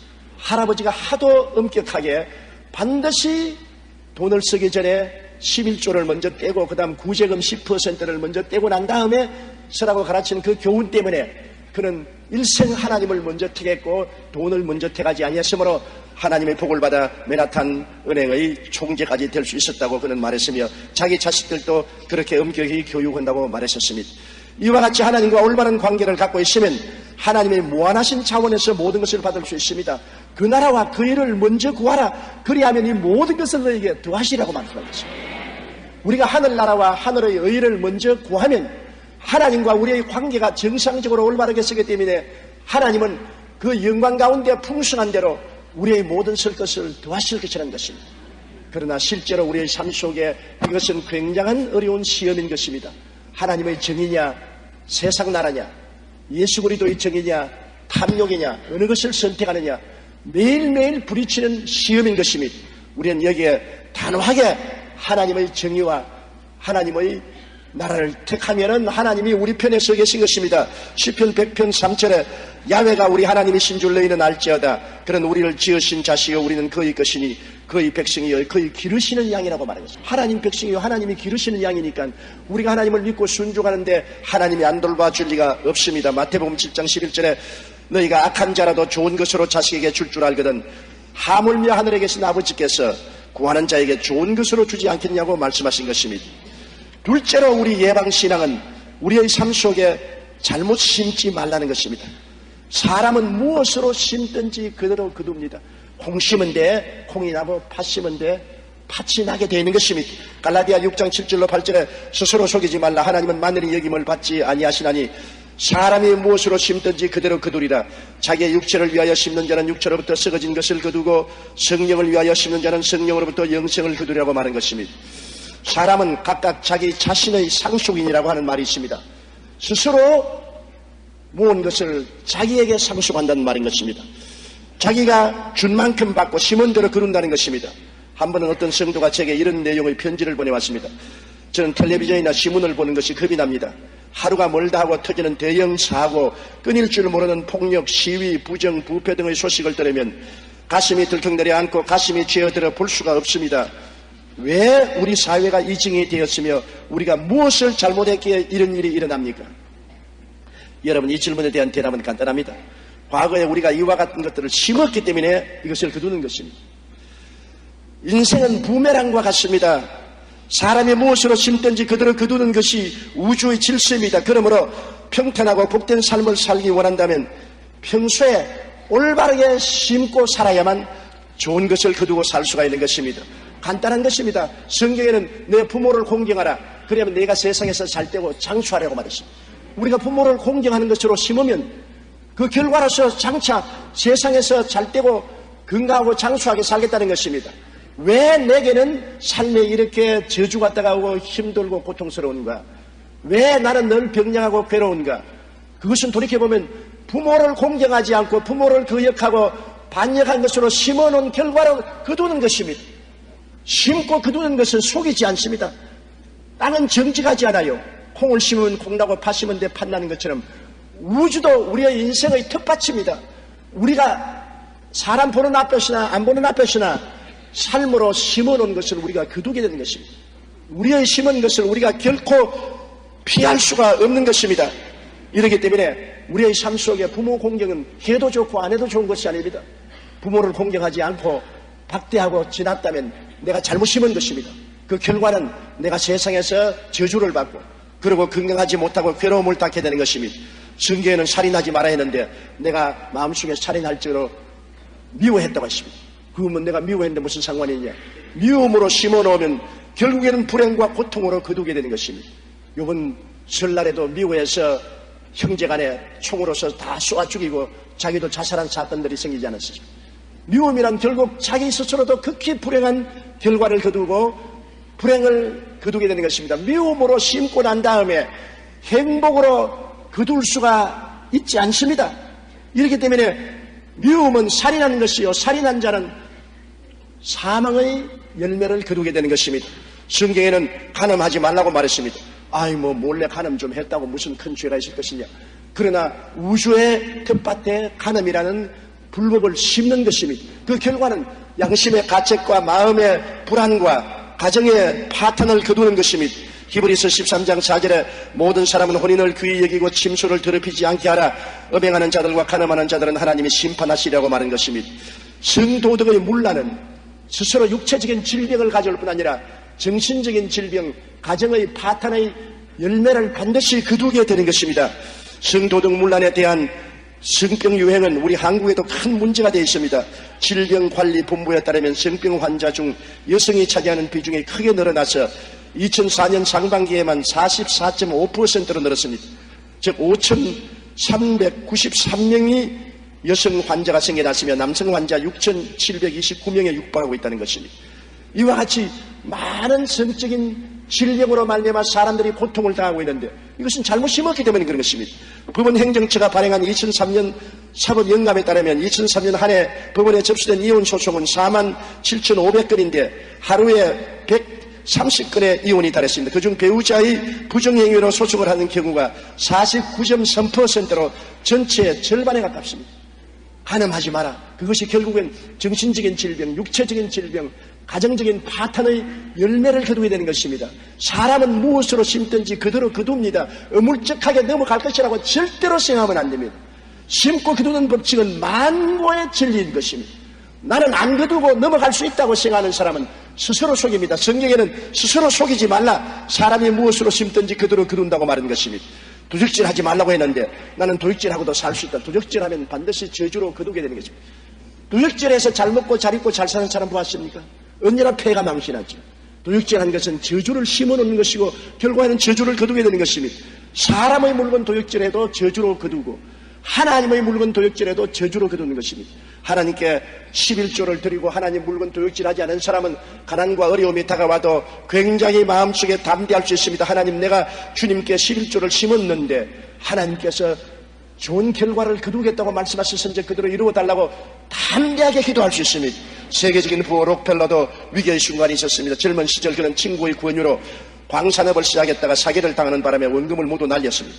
광부들은 폭도로 변해가지고서 밀린 임금을 요구했고 빚쟁이들은 날마다 찾아와 돈을 갚으라고 횡포를 부렸습니다. 록펠러는 너무나 괴로워서 자살까지 생각했었습니다. 그는 평소 하나님을 의지했던 사람인데 황량한 폐광 옆에 엎드려 간절히 기도했습니다. 하나님, 하나님의 말씀은 1.1핵도 변함이 없음을 믿습니다. 저는 지금까지 온전한 11조를 드려왔습니다. 하나님은 온전한 11조를 드리는 자에게 복을 주신다고 약속했는데 오늘날 저에게는 복 대신 시련만 다가왔습니다. 저는 이 절망을 이겨낼 수가 없습니다. 하나님이 이제 안 도와주시면 나는 자살할 수밖에 없습니다. 전능하신 하나님이여, 이 문제를 해결해 주옵소서. 그렇게 기도하는데 마음속에 더 깊이 파라, 더 깊이 파라 그럽니다. 폐광이 된 곳에 빚더미 위에 올라앉아서 절망에 벌어지는데 더 파라니 어떻게 합니까? 그러나 자꾸 더 파라, 더 파라. 그래서 하나님 음성을 듣고 그는 빚을 내어서 더 광산을 깊이 파기 시작했습니다. 사람들은 그를 보고 드디어 이제는 미쳤다고 수군거렸습니다. 록펠러는 개의치 않고 광산 파는 일을 계속했습니다. 그 결과 얼마 지나지 않자 광산에서 황금 대신 금은 물이 분수처럼 솟아올랐습니다. 광산 깊은 곳에 유전이 담겨 있었던 것입니다. 기름이 분수처럼 솟아올랐었습니다. 그래서 그는 문자 그대로 금은 황금을 캐낸 록펠러 미국의 최고 가는 부자가 되어버리고 말한 것입니다. 우리가 믿는 하나님은 전지전능하십니다. 그렇기 때문에 우리가 하나님과 올바른 관계를 맺고 있다면 하나님은 무한하신 자원으로 우리를 축복해 주실 수가 있는 것입니다. 성경에는 내 이웃을 거짓 증거하지 말라고 말했습니다. 참수하는 것 말합니다. 이웃을 자꾸 참수하고 이웃을 못 살게 굴는 사람 치고 자기 스스로 잘 되는 사람 없습니다. 남을 참수하면 사람들에게 버림을 당하고 외로워지고 소외되고 마는 것입니다. 왜 사람들은 나를 좋아하지 아니할까? 왜 사람들은 나를 떠날까? 왜 사람들은 나를 아직 그물이 보듯이 보는 것인가? 그것은 자기가 참소로 심었기 때문에 사람들은 그 결과로 그 사람들에게 돌려주는 것입니다. 참수하는 사람치고 오랜 친구가 결코 없는 것입니다. 성경에는 잠언서 19장 5절에 거짓 정의는 벌을 면치 못할 것이요 거짓말을 내는 자도 피치 못하리라. 항상 벌이 따라오는 것입니다. 성경에는 또한 내 이웃을 탐하지 말라고 했는데 타인의 성공을 탐해서 방해하는 것은 잘못 심어는 것입니다. 그러면 자기가 잘못됩니다. 남 잘 되는 것 자꾸 축복해주고 칭찬해주고 복을 빌어주면 그 복이 자기에게 넘쳐오는데 남이 잘 되는 것 자꾸 핥히고 못되게 하고 비난하고 짓밟으면 자기에게 화가 되어 돌아오는 것입니다. 인생 삶은 마치 산울림과 같습니다. 산울림은 정직하게 내가 칭찬하면 칭찬이 돌아오고 내가 욕을 하면 욕이 저쪽 산에서 들려오는 것입니다. 어떠한 사람이 신문을 보니까 좋은 옥수수 종자가 있다는 것을 기록해 놓았었습니다. 그래서 그는 빨리 달려갔어요. 그 새로 품종 개량된 좋은 옥수수 씨앗을 구해가지고서 밭에 심었는데 얼마나 옥수수가 잘 되었던지 이웃 밭보다 배로 수확이 많았었습니다. 이웃 농부가 와서 자꾸 말했습니다. 그 옥수수 씨앗 좀 나누어 주십시오. 아니야, 못 나눠준다. 나만 잘 떼야지 당신까지 내가 잘 떼게 할 수 없다. 그래서 안 나눠줬어요. 그런데 그 이듬해 옥수수를 심었는데 전년보다 수확이 좋지 못하거든. 이상하다, 왜 그럴까? 3년째는 영 이웃집 옥수수보다도 더 적게 수확이 됐어요. 그 왜 그러냐 알아보니까 이웃집 옥수수에서 나오는 옥수수 가루가 자기 옥수수 밭에 바람이 불어서 와서 접촉이 돼가지고서 잘못 같은 가루를 받아가지고서 옥수수가 더 품종이 나빠져가지고서 전에보다 훨씬 수확을 못하게 되었습니다. 이웃의 옥수수를 나누어 줬더라면 좋은 옥수수 수술 가루가 서로 교집을 해서 좋은 옥수수를 생산할 수 있을 것인데 욕심을 내었다가 자기 옥수수도 망하고 이웃 옥수수도 망하고 마는 것입니다. 남을 잘되게 하면 자기도 잘되고 남을 못되게 하면 자기도 못되는 것이 심고 두는 법칙이라는 것을 우리가 알아야 되는 것입니다. 우리가 또한 예방신앙을 하기 위해서는 셋째로 사랑을 실천하며 살아야 되는 것입니다. 이 세상에서 사랑을 실천하고 사는 사람에게 언제나 하나님의 은총과 복이 따르게 되는 것입니다. 인간은 함께 살아야만 하는 것입니다. 혼자 살지 못해요. 함께 살자면 남을 섬기는 마음을 가져야 되는 것입니다. 한 가정에도 남편과 아내가 함께 살려면 남편은 아내를 섬기려고 해야 되고 아내도 남편을 섬기려고 해야 되는 것입니다. 부모도 자식을 섬기고 자식도 부모를 섬기고 함께 살려면 자기를 낮추고 남을 섬기는 삶을 살아야지 남에게 나와서 나만 섬기십시오, 나만 따르십시오 내 주장만 하면은 결코 함께 살 수가 없는 것입니다. 사랑을 실천하기 위해서는 교만을 버리고 자기 중심을 버리고 남을 이해하고 동정하고 사랑하며 섬기는 삶을 살아야 됩니다. 잠언서 16장 18절에 교만은 패망은 선봉이요 거만한 마음은 넘어짐의 앞잡이라고 말한 것입니다. 베드로전서 5장 5절에 하나님이 교만한 자를 대적하시되 겸손한 자들에게 은혜를 주신다고 말한 것입니다. 예수님께서도 친히 말씀하시기를 인자에 온 것은 섬김을 받으려 함이 아니라 도리어 섬기려 하고 자기 목숨을 많은 사람의 대속물로 주려 함이라고 말씀한 것입니다. 오스트리아의 심리학자 알프레드 애들러 박사는 그에게 찾아온 우울증 환자들에게 이렇게 말했습니다. 2주간만 나의 처방대로 하십시오. 그러면 당신은 건강해질 것입니다. 그 처방은 별로 어렵지 않습니다. 매일매일 어떻게 하면 남을 기쁘시게 해줄까 궁리해서 이웃에 가서 남을 기쁘게 하고 즐겁게 하는 것을 실천하십시오. 그러면 당신의 우울증이 나을 것입니다. 애들러 박사의 명성을 듣고 대단한 처방을 기대하고 찾아왔던 많은 사람들이 싱거운 처방에 그만 실망하고 비난하고 돌아섰습니다. 그러나 박사의 처방을 믿고 그대로 다른 사람들에게는 당장 효과가 나타났습니다. 남을 기쁘게 하기 위해 그들을 돕고 어려운 이웃에게 사랑을 실천했더니 자기 우울증이 싹 사라져버리고 말았다는 것입니다. 주라, 그래야면 돌려줄 것이니 곧 후회되어 눌러 흔들어 넘치게 삼켜주리라. 남을 기쁘시게 하면 부메랑이 되어서 내게 기쁨이 되게 오는 것입니다. 남을 즐겁게 하면 내게 즐거움이 다가오는 것입니다. 남을 평안하게 하면 내게도 평안이 다가오는 것입니다. 그러므로 우리의 마음속에 우울증이 있고 기쁨이 없으면 우리가 외로운 할머니 할아버지 있는 곳에 찾아가는지 고아들을 찾아가고 불구자들을 찾아가서 그들을 봉사하고 섬기며 도와주고 있으면 자연적으로 내 우울증과 내 마음의 고통도 사라져버리고 마는 것입니다. 우리가 이웃에 베푸는 것은 부메랑과 똑같습니다. 세상을 향해 사랑의 부메랑을 날려보십시오. 상상할 수 없는 놀라운 은총이 여러분에게 날라 돌아오는 것입니다. 늘 아내가 나에게 사랑을 베풀어 주지 않는다고 불평을 하지 마십시오. 아내에게 한번 사랑을 잔뜩 베풀어 줘 보십시오. 사랑이 돌아오지요. 남편에게 굉장한 이해와 동정과 사랑을 베풀어 보십시오. 반드시 그것이 돌아오게 되어 있는 것입니다. 이것이 사랑의 법칙인 것입니다. 사랑하면 사랑받게 되는 것입니다. 내가 사랑받기만 원하면 사랑을 내가 받을 수가 없게 되는 것입니다. 인생은 부메랑이라는 것을 알아야 되는 것입니다. 우리는 항상 사랑이라는 것은 내가 받는 것이 아니라 주는 것이라는 것을 마음속에 늘 잊어서는 안 되는 것입니다. 탐욕을 비울 수 있어야 되고, 그리고 하나님의 사랑은 항상 주는 것이라는 것을 알아야 되는 것입니다. 하나님은 세상을 이처럼 사랑하라 주셨습니다. 무엇을 주셨습니까? 독생자를 주셨습니다. 예수님은 우리를 이처럼 사랑하사 주셨습니다. 무엇을 주셨습니까? 몸을 찢고 피를 흘려 주신 것입니다. 여러분, 마귀는 절대로 주지 않아요. 마귀는 자꾸 빼앗아가요. 하나님의 보좌를 빼앗으려고 했죠. 아담과 하와를 꿰서 하나님 자리를 빼앗으려고 했죠. 도적이 오는 것은 도적질하고 죽이고 멸망시키는 것뿐입니다. 도적이 여러분 집에 오면은 좋은 일 합니까? 집에 있는 것 다 빼앗아가죠. 마귀는 언제나 우리에게 와서 빼앗아가지만 하나님은 언제나 주시는 것입니다. 태양빛을 주시고, 하나님은 공기를 주시고, 물을 주시고, 양식을 주시고, 삶을 주시는 것이 하나님의 역사인 것입니다. 하나님이 세상을 이처럼 사랑하사 주셨다는 것을 잊지 말아야 되는 것입니다. 그러므로 우리가 항상 사랑한다면 주려고 애를 써야 되는 것입니다. 사랑하는 따뜻한 말 한마디, 그리고 사랑하는 체온, 그리고 물질, 그리고 우리의 기쁨, 즐거움을 나누는 것입니다. 나는 뭐 나눌 것이 없는데 뭘 줍니까? 우리가 돈이 있으면 돈으로 나누고, 옷이 있으면 옷으로 나누고, 신발이 있으면 신발로 나누면 좋습니다. 그것도 없다면 따뜻한 말 한마디를 나누는 것 얼마나 좋습니까? 염려, 근심, 불안, 초조, 절망에 처한 사람에게 용기와 희망과 격려를 주는 것, 그리고 외로운 사람이 가서 따뜻한 손을 붙잡아 흔들어 주는 것, 이 얼마나 좋은 나눔인 것입니까? 인간은 내가 나누어 줌으로 내가 부유하고 풍성해 주는 것입니다. 주면 돌려주는 것입니다. 그리고 후회되어 눌러 흔들어 넘치게 삼게 해주는 것입니다. 사랑은 주는 것이지, 사랑은 자꾸 달라고 받는 것이 아닌 것입니다. 자꾸 달라고 하는 데는 불행이 다가오지만은 주는 데는 언제나 풍성한 행복이 따라오게 되는 것입니다. 사랑을 실천하면서 살아야 되는 것입니다. 잠언서 11장 25절에도 구제를 좋아하는 자는 풍족하여질 것이요 남을 윤택케 하는 자는 윤택하여지리라고 말씀한 것입니다.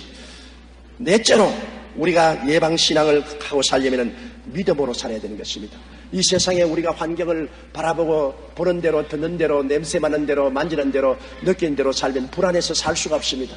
굳건한 반석에 서서 동남풍이 불고 서북풍이 불어도 밀고 나갈 수 있는 믿음이 있어야 되는 것입니다. 밤이 다가오면 아침이 올 것을 믿을 수 있어야 되고, 폭풍우가 다가오면 평안한 날이 올 것을 믿을 수 있어야 되고, 가시밭길을 걸어갈 때는 평탄한 길이 올 것을 믿어야 되고, 흠산 줄령을 지날 때는 평탄한 평지가 다가올 것을 믿어야 되는 것입니다. 어떻게 그런 것을 믿을 수 있습니까? 밤을 변하여 낮이 되고 풍랑을 변하여 조용하게 만드는 하나님을 믿어야만 되는 것입니다. 하나님에 대한 믿음이 없이는 우리가 결코 평안하게 인생을 살아갈 수가 없는 것입니다. 하나님은 오늘날 어디에서 만날 수 있습니까? 하나님은 말씀을 통해서 나타나시는 것입니다. 하나님을 우리가 다른 데서 찾지 말고 하나님 앞에 나가서 말씀을 펼치고 읽을 때 말씀을 통하여 오늘날 또 하나님은 우리에게 말씀하는 것입니다. 성경에는 믿음은 들음에서 나며 들음은 그리스도의 말씀으로 말미암는다고 말했었으며 주의 말씀은 내 발의 등이요 내 길에 빛이 된다고 말했습니다. 요수아에게 요수아 1장 8절에 하나님 말씀하기를 이 율법책을 너희 입에서 떠나지 말게 하여 주야로 그것을 묵상하여 그 가운데 기록한 대로 다 지켜 행하라. 그리하면 내 길이 평탄하게 될 것이라 내가 형통하리라고 말씀하신 것입니다. 그러므로 말씀을 통하여 하나님을 알고 하나님을 나의 피난처로 삼고 하나님을 나의 난공불락의 요새로 삼고 하나님을 나의 의지로 삼으면 하나님께서 나를 새 사냥꾼의 올무에서와 극한 연병에서 건져주시는 것입니다. 좋을 때는 우리가 편안하게 살 수 있지만 내게 큰 환난과 시험이 다가올 때 내가 피할 곳이 있어야 되고 숨을 곳이 있어야 되고 의지할 곳이 있어야 되는데 이것은 하나님이 우리의 피난처여 요새여 의리하는 하나님이 될 수 있기 때문인 것입니다. 그러므로 새 사냥꾼이 와서 우리를 잡으려고 그물을 쳐도 우리를 하나님이 건져줄 것을 믿을 수가 있고 큰 고통이 다가와도 건질 것을 믿을 수가 있는 것입니다. 밤에 부지불식간에 놀란 일이 다가올 때도 하나님이 같이 계시고 지켜주시고 낮에 나를 계획적으로 활을 쏘 잡으려고 하는 사람도 하나님이 나를 붙들어서 피하게 해주시옵시고 흑암 중에 다가오는 큰 고통과 낭패가 다가올 때도 하나님이 같이 계셔 나를 붙들어 주시고 백주에 파멸 때는 흉흉한 일이 다가올지라도 하나님이 같이 하셔서 천인은 옆에서 넘어지고 만인이 쓰러져도 하나님이 나와 같이 계심으로 재앙에서 피해 줄 것이라는 믿음을 가질 수가 있는 것입니다. 이런 믿음이 있어야 인생을 긍정적으로 보고 희망을 가지고 살 수 있는 것입니다. 인생을 긍정적으로 보는 것은 굉장히 중요한 것입니다. 언제나 나는 못 산다, 나는 안 된다, 나는 할 수 없다, 나는 파멸이다, 나는 절망이라고 생각하면 그러한 사람에게는 내일이 없습니다. 그러한 사람에게는 오직 파멸과 좌절과 절망밖에 없습니다. 조그마한 빛이라도 빛을 바라볼 수 있으면 사람은 좌절하지 않습니다. 이러므로 여러분 식물들을 보십시오. 식물들은 집에서 화분에 식물을 키워보면 모든 잎사귀가 창문을 향합니다. 빛을 향해서 전부 잎이 그리 향합니다. 모든 식물의 잎사귀는 빛을 향해서 뻗어나가는 것입니다. 이처럼 여러분 우리의 마음도 항상 빛을 향해서 하나님을 향해서 긍정적이고 적극적이고 창조적이고 낙관적인 희망을 향해서 살아야만 되는 것입니다. 희망을 저버리는 사람은 절대로 하나님이 같이 할 수가 없는 것입니다.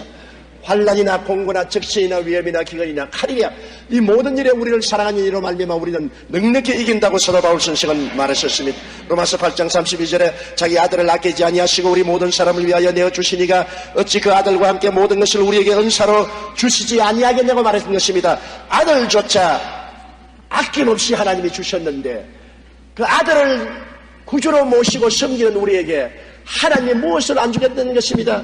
여러분이 제게 와서 무엇을 구할 때 제가 여러분에게 금덩어리 하나를 드렸다면 금덩어리를 사서 갈 신문지 쪽지 하나 달라고 하면 어찌 신문지를 안 주겠습니까? 금덩어리를 준 사람이 신문지 쪽지 안 주겠습니까? 하나님의 아들을 우리에게 주신 하나님이 아들 잘 모시고 살려고 하는데 뭘 안 주시겠습니까? 예수님을 중심으로 섬기고 사는 자는 하나님께서 모든 것을 허락해 주시겠다고 약속하신 것입니다.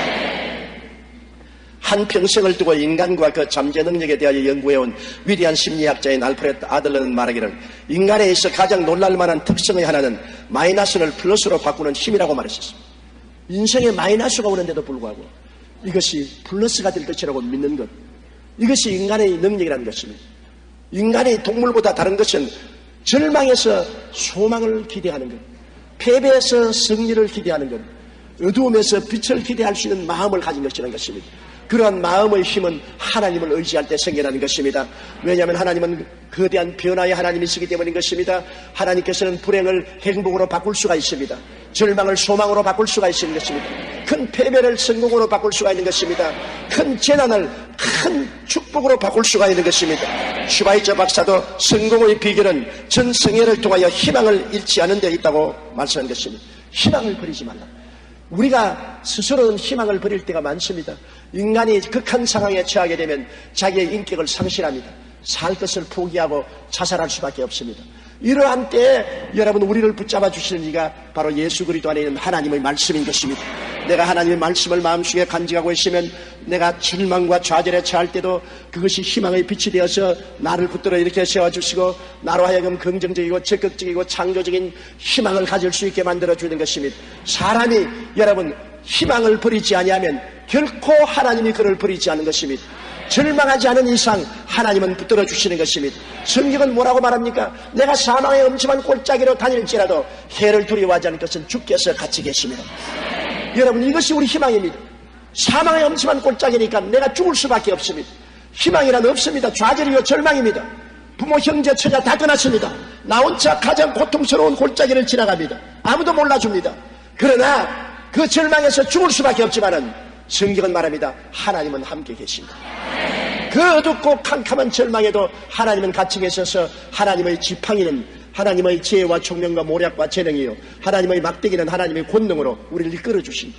이와 같은 마음속에 긍정적이고 적극적인 믿음만 있으면 어떠한 사망의 골짜기도 우리는 승리로 나올 수가 있는 것입니다. 이러므로 이와 같은 신앙이 우리에게 얼마나 보배로운 것이 되고 있지 않습니까? 여러분, 이러한 신앙을 가지고 우리가 기도하고 낙심하지 아니하면 하나님께서 우리와 같이 있어서 모든 것이 합동하여 선을 이루게 만들어주는 것입니다. 저는 늘 어려움을 당할 때마다 외우는 말씀이 있습니다. 에레미야서 33장 3절, 일을 행하는 야훼, 그 일을 지어 성취하는 야훼, 그 이름을 야훼라 하는 자가 이같이 이르노라. 너희는 내게 부르짖어라. 내가 내게 응답하겠고 내가 알지 못하는 크고 비밀한 일을 보여주리라. 나는 그게 감사합니다. 내가 아는 바로서는 희망이 없습니다. 내가 아는 바로서는 나갈 문이 없습니다. 내가 아는 바로서는 제기할 수 없다고 생각됩니다. 그러나 성경은 말씀하기를 내가 알지 못하는 크고 비밀한 일을 내가 보여주겠다. 이것이 마음속에 얼마나 큰 희망이 됩니까? 또한 성경은 말씀하기를 하나님을 사랑하는 자, 곧 그 뜻대로 부르심을 입은 자들에게는 모든 것이 합력하여 선을 이루나니라. 좋은 일, 나쁜 일, 슬픈 일, 기쁜 일, 건강할 때, 병들 때, 성공할 때, 실패할 때 모든 것이 다 나중에는 합쳐서 유익이 된다고 말씀하십니다. 그러므로 소망을 얻을 수가 있지 않습니까?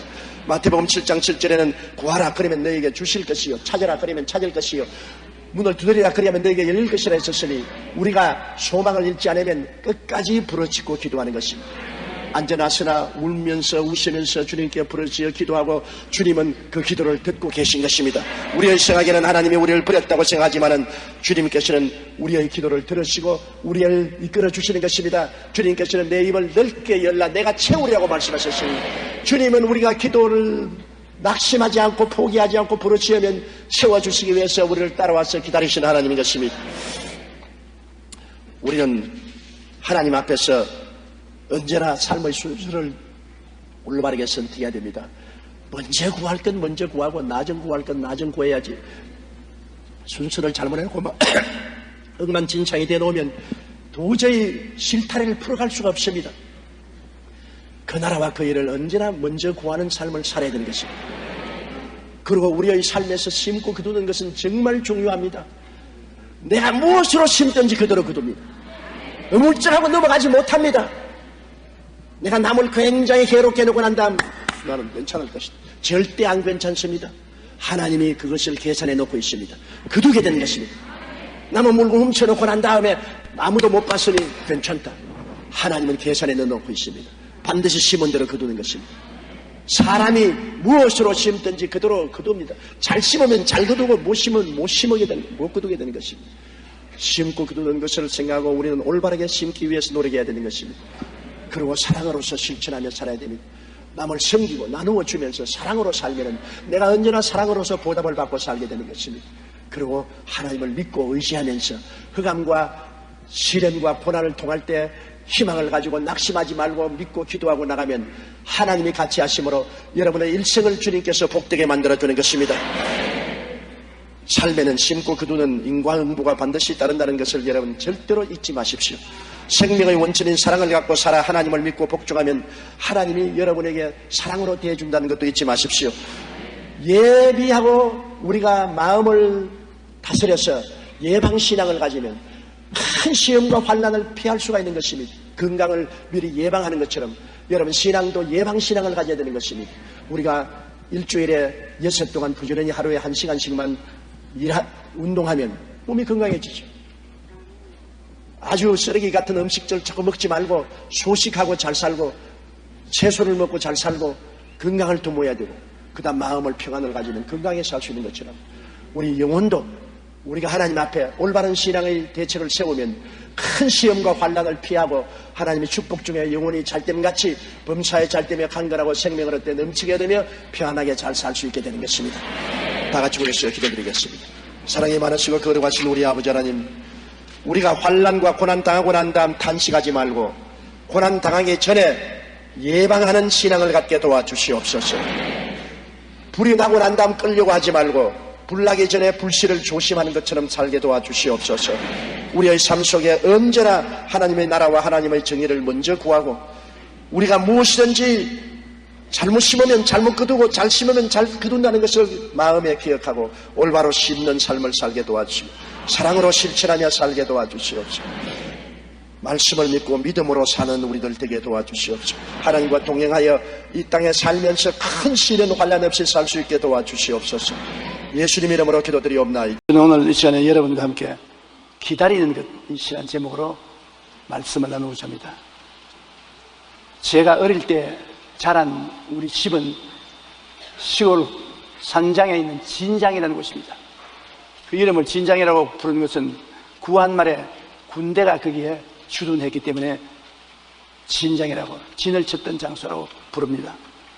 그러므로 한 주일에 한 번씩 어머니가 진장에서 저와 동생들은 진장에 남겨두고 장 보러 가십니다. 일주일 먹을 식료품을 진장에서 언양읍내까지 가서 장을 보아서 오시는데, 모처럼 장 보러 가시니까 아침에 일찍 떠나가셔 저녁 늦게 돌아오는데, 우리 형제들은 어머니가 오는 것이 그렇게 그리워서 어머니를 기다렸습니다. 멀리 언양청 넘어 집으로 돌아오실 어머니를 목매어 기다립니다. 어머니는 멀리서 보아도, 그림그림만 봐도 저 우리 어머니다 대번히 알아요. 참 지금도 어머니의 걷는 그림그림 모습이 눈에 훤합니다. 그때 기다린다는 것이 얼마나 지루하고 안타까운지 몰라요.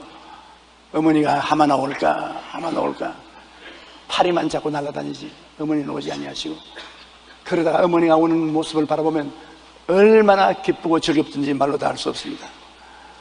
먼 훗날 내가 목사가 되고 보니 또다시 그 기다림이 계속되게 되었습니다. 이제 어머니를 기다리는 것이 아니라 예수님을 기다리게 되는 것입니다. 하루도 아니고 이틀도 아니고 사흘도 아니고 매일같이 예수님을 기다립니다. 우리 사람들은 무엇을 기다리든지 누구를 기다리든지 기다리다가 이 땅을 지나가는 것입니다. 기다린다는 것은 우리 삶 전체를 이루는 굉장히 중요한 요소인 것입니다. 하나님은 우리들의 삶의 주인이십니다. 우리가 가는 길에 하나님이 따라오는 것이 아닙니다. 우리는 하나님을 따라가는 것이 우리 인생인 것입니다. 많은 사람이 자기를 내가 앞으로 나갈 때 주님께서 따라와 주십시오. 이건 잘못된 기도인 것입니다. 하나님, 내가 하나님을 쳐다보고 기다립니다. 하나님이 나를 인도하여 주시옵소서. 하나님이 가시는 곳에 우리가 따라가야 되는 것입니다. 그러므로 항상 잠잠하고 하나님을 앙망하고 기다리는 것이 우리 사람들이 해야 될 일인 것입니다. 성경에 보면은 사도 바울 선생은 굉장한 신앙인이었습니다. 그는 하나님의 은혜가 충만하고 하나님에 대한 열정이 굉장했습니다. 그러므로 바울에게는 기다리는 것이 굉장히 괴로웠습니다. 무엇이 치고 나가는 것을 좋아했었습니다. 그런데 하나님은 바울이 하나님 앞서 나가는 것을 굉장히 원치 않으셨습니다. 하나님이 성령을 통해서 못 가르칩니다. 우리가 예수 믿거나 신앙생활을 하거나 하나님 사역할 때 우리 힘으로 하지 않습니다. 성령이 언제나 함께 역사하는 것입니다. 눈에 안 보여도 성령을 숫자에 넣어야 되는 것입니다. 그런데 바울 선생이 아시아로 가는 거 자기가 계획해서 아시아로 가려고 하니까 함께 해준 성령이 허리춤을 잡고 안 돼, 못 가. 그러면 하나님 앞에 기다리는 것이 좋은데 부르기아와 갈라디아 땅으로 다녀가 무시아 앞에 이르러 비두니아로 가고자 애쓰되 예수의 영이 허락지 아니하신지라. 아시아로 못 가니 비두니아에 가야 되겠다. 그런데 예수님의 영이 못 가게 합니다. 더 강한 의미로 성령을 예수의 영이라고 말했던 것입니다. 예수의 영이 우리와 같이 계시는데 앞서가지 말고 붙잡았습니다. 그래서 바울 선생은 무시아를 지나 드로아로 내려갔습니다. 올라갈 사람이 내려간다는 것은 힘들거든요. 인생 오르막길로 가는 것이 아니라 인생 내리막길로 가듯이 하나님을 순종하지 않고 하나님 앞에 자꾸 가려니까 하나님이 붙잡았지 않습니까? 성령이 못 가게 붙잡고 예수의 영이 가지 못하도록 붙잡으니까 결국에는 올 때 갈 데 없으니 밤에는 기다리며 기도할 수밖에 없습니다. 이제는 바울이 드로아에 내려가서 하나님께 간절히 기도하니까 마음속에 환상이 떠올랐습니다. 마게도니아 사람 하나가 환상 중에 나와서 그에게 청하여 이르되 마게도니아로 와서 우리를 도우라. 비로소 하나님이 마게도니아 사람을 환상을 통해서 그에게 보여주면서 다른 데 가지 말고 아시아로 가지 말고 비두니아로 가지 말고 마케도니아 구라파로 와서 말씀을 증거해라. 처음 바울 선생의 전도는 소아시아에 집중되었는데 이제 구라파에 와서 복음을 증거해라. 바울이 그 환상을 봤을 때 같은 일행들이 굉장히 기뻐했습니다. 하나님이 저 사람들에게 복음을 전하라고 마케도니아로 우리를 부르신 줄 우리가 알았던 것입니다. 여기 보십시오. 무슨 일을 할지라도 마음을 비워놓고 하면 안 되는 것입니다. 마음에 하나님의 꿈인 청사진을 가지고 해야 되는 것입니다. 꿈이 없는 민족은 망한다고 그러지 않습니까? 올 때 갈 데가 없으니까. 꿈이 있어야 마음에 집중도 생기고 일할 에너지도 생겨나는 것입니다. 꿈이 없으면 마음을 집중할 수 없습니다. 산만하고 무엇을 할지 모릅니다. 그런데 바울 선생이 꿈이 없이 선교에 나가니까 예수의 영이 맞고 성령이 맞고 못 가게 하고 꿈을 얻을 때까지 들어와서 기다리게 만드는 것입니다. 상당히 조바심이 나고 안타깝지만은 기다려야 됩니다. 그래서 마게도니아의 환상이 나타날 때까지 기다려야 되는 것입니다. 바울 선생은 마게도니아로 가라는 지시를 받고 난 다음에야 마음에 확신을 가질 수 있었습니다. 성령이 우리 가슴 속에 주시는 크고 작은 꿈을 품고 살 때 우리 삶이 흐트러지지 아니하고 우리 삶이 일루어 주는 것입니다. 지금 여러분 가슴에 손 얹고 한번 생각해 보십시오. 여러분에게 무슨 꿈이 가슴 속에 있습니까? 무슨 꿈이, 작은 희미한 꿈이라도 내가 장차 가야 될 꿈이 가슴에 있습니까? 없습니까? 없으면 망합니다. 꿈이 없는 백성은 망하려. 꿈이 있으면 내일이 있습니다. 우리가 그를 향해 가니까요. 그러므로 꿈이 우리 마음속에 있다는 것은 굉장히 중요합니다. 시편 40편 1절에 내가 야훼를 기다렸더니 귀를 기울여서 나의 부르짖음을 들으셨도다. 하나님이 우리 마음속에 꿈을 주실 때까지 기다려야 되는 것입니다. 꿈이 없이 시작했다는 인간의 힘으로 어려운 고비에 처해서 무너지고 맙니다. 그러나 마음에 하나님의 꿈을 받아서 꿈을 안고 나가면 동남풍이 불고 서북풍이 불고 지진이 일어나고 천지가 변화해도 두려워하지 않습니다. 왜? 하나님이 함께 계시기 때문인 것입니다. 하박국 2장 1절로 3절에 보면 내가 내 파수하는 곳에 서며 성루에 서리라. 그가 내게 무엇이라 말씀하는지 기다리고 바라보며 나의 질문에 대하여 어떻게 대답하시는지 보리라 하였더니 야훼께서 내게 대답하시어 이르시기를 너는 이 묵시를 기록하여 판에 병맥히 새기되 달려가면서도 읽을 수 있게 하라. 이 묵시는 정한 때가 있나니 그 종말이 속히 이르겠고 결코 거짓되지 아니하리라. 비록 더딜지라도 기다려라. 지체되지 않고 반드시 응하리라. 이스라엘 백성이 나아갈 그 길을 하나님 앞에 기다리는 것입니다. 하나님이 반드시 지시해 줄 테니까 하나님의 지시를 기다려서 나가지 하나님 제껴놓고 정치인들끼리 모여서 일을 하지 말라는 것입니다. 조병준 씨의 따뜻한 슬픔이라는 책에는 기다려야 할 때라는 제목의 글이 있습니다. 그 글에는 작가는 기다림이란 형벌의 시간이며 동시에 축복의 시간이라고 표현하고 있는 것입니다. 기다리는 것이 형벌이다. 그러나 또한 축복이다. 맞습니다. 기다린다는 것이 그 당시에는 얼마나 목마르고 애가 타는지 모릅니다. 그러나 답답하고 힘이 드는 기다림의 형벌은 결국 꿈이 성취되는 축복으로 우리에게 다가오는 것입니다. 그러므로 우리는 환상이나 꿈을 받기 위하여 하나님을 바라보며 기다려야 하는 것입니다. 저도 어떤 일을 소원하고 하나님께 뜻을 묻고 기다렸는데 한 주일이 지나고 한 달이 지나도 아무 대답이 없었습니다. 굉장히 마음에 답답하고 하나님이 나를 떠나셨는가 버리셨는가 그런 생각이 납니다. 그러나 나중에 하나님의 뜻이 마음에 알려질 때 꿈이나 환상이나 음성이나 이웃 사람들을 통해서 알려질 때 얼마나 큰 축복이 되는지 모릅니다. 그러므로 꿈은 괴로움과 즐거움을 동시에 우리에게 가져오는 것입니다. 10억짜리 집에 사는 사람이 1억짜리 집에 사는 사람보다 더 행복할까요? 대학 교수가 유치원 교사보다 성공한 사람입니까? 커다란 외제 자동차를 타는 사람은 띠꼬를 타는 사람보다 성공한 인생이라고 말할 수 있습니까? 성공과 행복의 기준은 단순히 외형에 있지 않습니다. 진정으로 성공한 사람이란 하나님이 원하시는 것을 이룬 사람이겠습니다. 하나님이 원하시는 삶을 사는 것이 성공한 삶입니다. 아무리 거창스러운 일을 해도 하나님이 원치 않은 삶은 먼지와 티끌 같습니다. 강철 왕 카네기는 이런 말을 했습니다. 나는 방직 공장에서 일할 때 꿈이 있었습니다. 그 꿈은 방직 공장 최고의 직공이 되는 것이었습니다. 그러나 방직 공장을 그만두고 내가 우체부로 취직을 했을 때 나는 최고의 우체부가 됐다는 꿈이 있었습니다. 어느 날 나는 강철에 손을 대기 시작했습니다. 그리고 내 꿈은 강철 왕이 되는 것이었습니다. 그리고 나는 그 꿈을 이루어 정말로 강철 왕이 되고 말았습니다.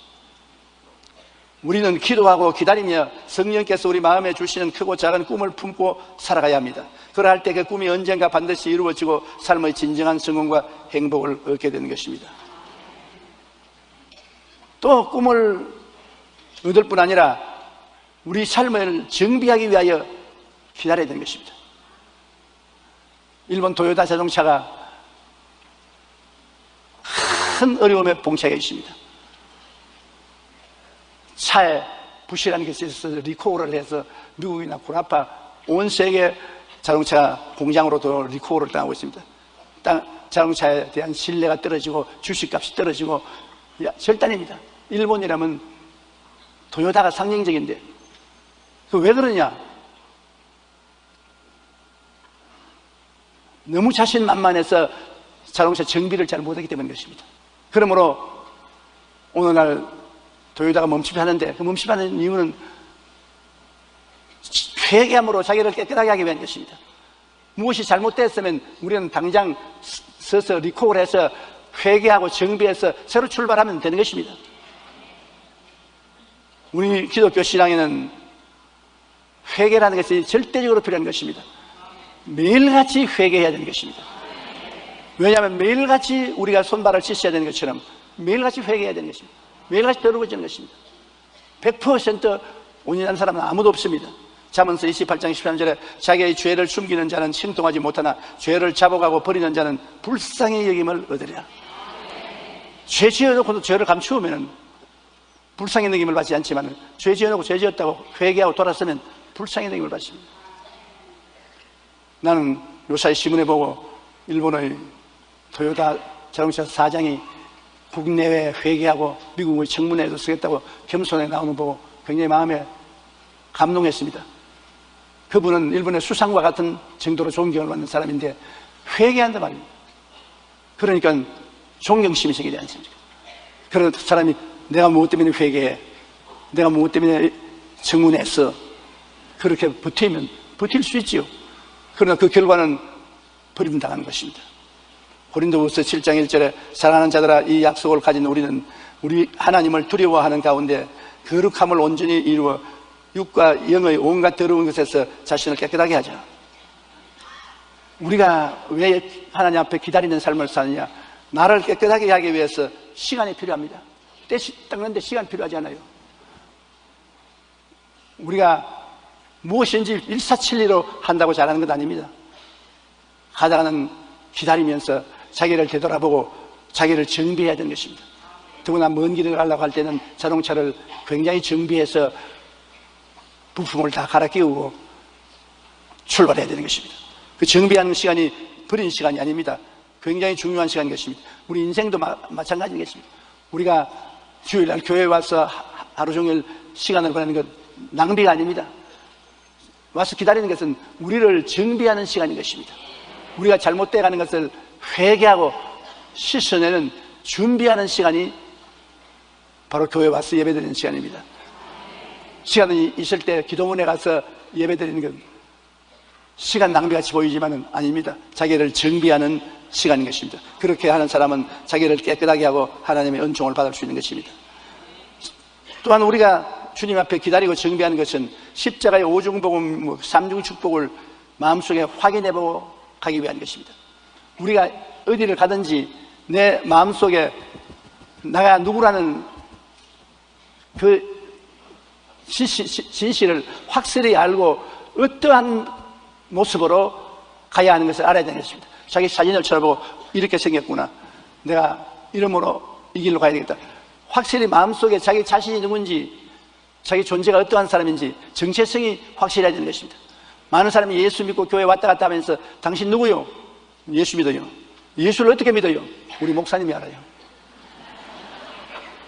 확실한 정체성이 없습니다. 여러분, 많은 사람이 예수 믿다고 주여 주여 부르지만 자기가 예수 그리스도를 믿어 어떠한 사람이 되는지 모르는 것은 굉장히 중요한 일입니다. 왜냐하면 교회에 와서 십자가 밑에서 십자가를 쳐다보고 기다렸다면 성령께서 그 마음속에 그리스도 안에서 정체성을 보여주었을 것입니다. 성경은 말씀하는 누구든지 그리스도 안에 있으면 새로운 피조물이라 이전 것은 지나갔으니 보라 새 것이 되었다. 그 내가 새 것이 된 것을 알아야죠. 옛날 내 모습대로 살아서는 안 되는 것입니다. 새 것이 된 것을 다시 한번 알기 위해서는 기다려야 되는 것입니다. 우리는 십자가 앞에서 자기를 비춰보면서 예수님이 십자가의 보혈로 용서받고 의로움을 얻은 사람이다. 성결하고 성령 충만받은 사람이다. 예수님이 채찍에 맞으심으로 치료와 건강을 받은 사람이다. 나는 아브라함의 복을 받은 사람이다. 나는 부활과 영생 천국을 얻은 사람이다. 나는 이런 사람이다. 이게 나의 올바른 정체성이다. 주여, 나는 알고 깨닫습니다. 나는 이런 사람입니다. 그러므로 출발합니다. 마음속에 정체성을 확실히 알고는 두려움 없이 담대하게 출발할 수 있습니다. 자기가 누군지 모르면 담대할 수가 없죠. 자기가 누군 줄 알기 때문에 담대합니다. 여러분, 평신도라도 내가 십자가 앞에서 어떠한 사람이라는 것을 잘 정비해서 알고 있으면 어느 곳에 가서 예배를 인도해달라도 할 수 있고 부흥회를 해달라도 할 수 있고 가르치려도 할 수가 있는 것은 여러분의 마음속에 예수 믿고 난 다음 어떠한 사람이 되었는지 그 내용을 알고 있기 때문인 것입니다. 예수 믿는 것이 무엇입니까? 몰라요. 성경 전체에 있어요. 성경 보세요. 물론 여기 다 있죠. 그러나 급한 사람이 지금 숨이 넘어가는데 예수를 어떻게 믿냐고 물는데 성경 읽으라 하면 어떻게 합니까?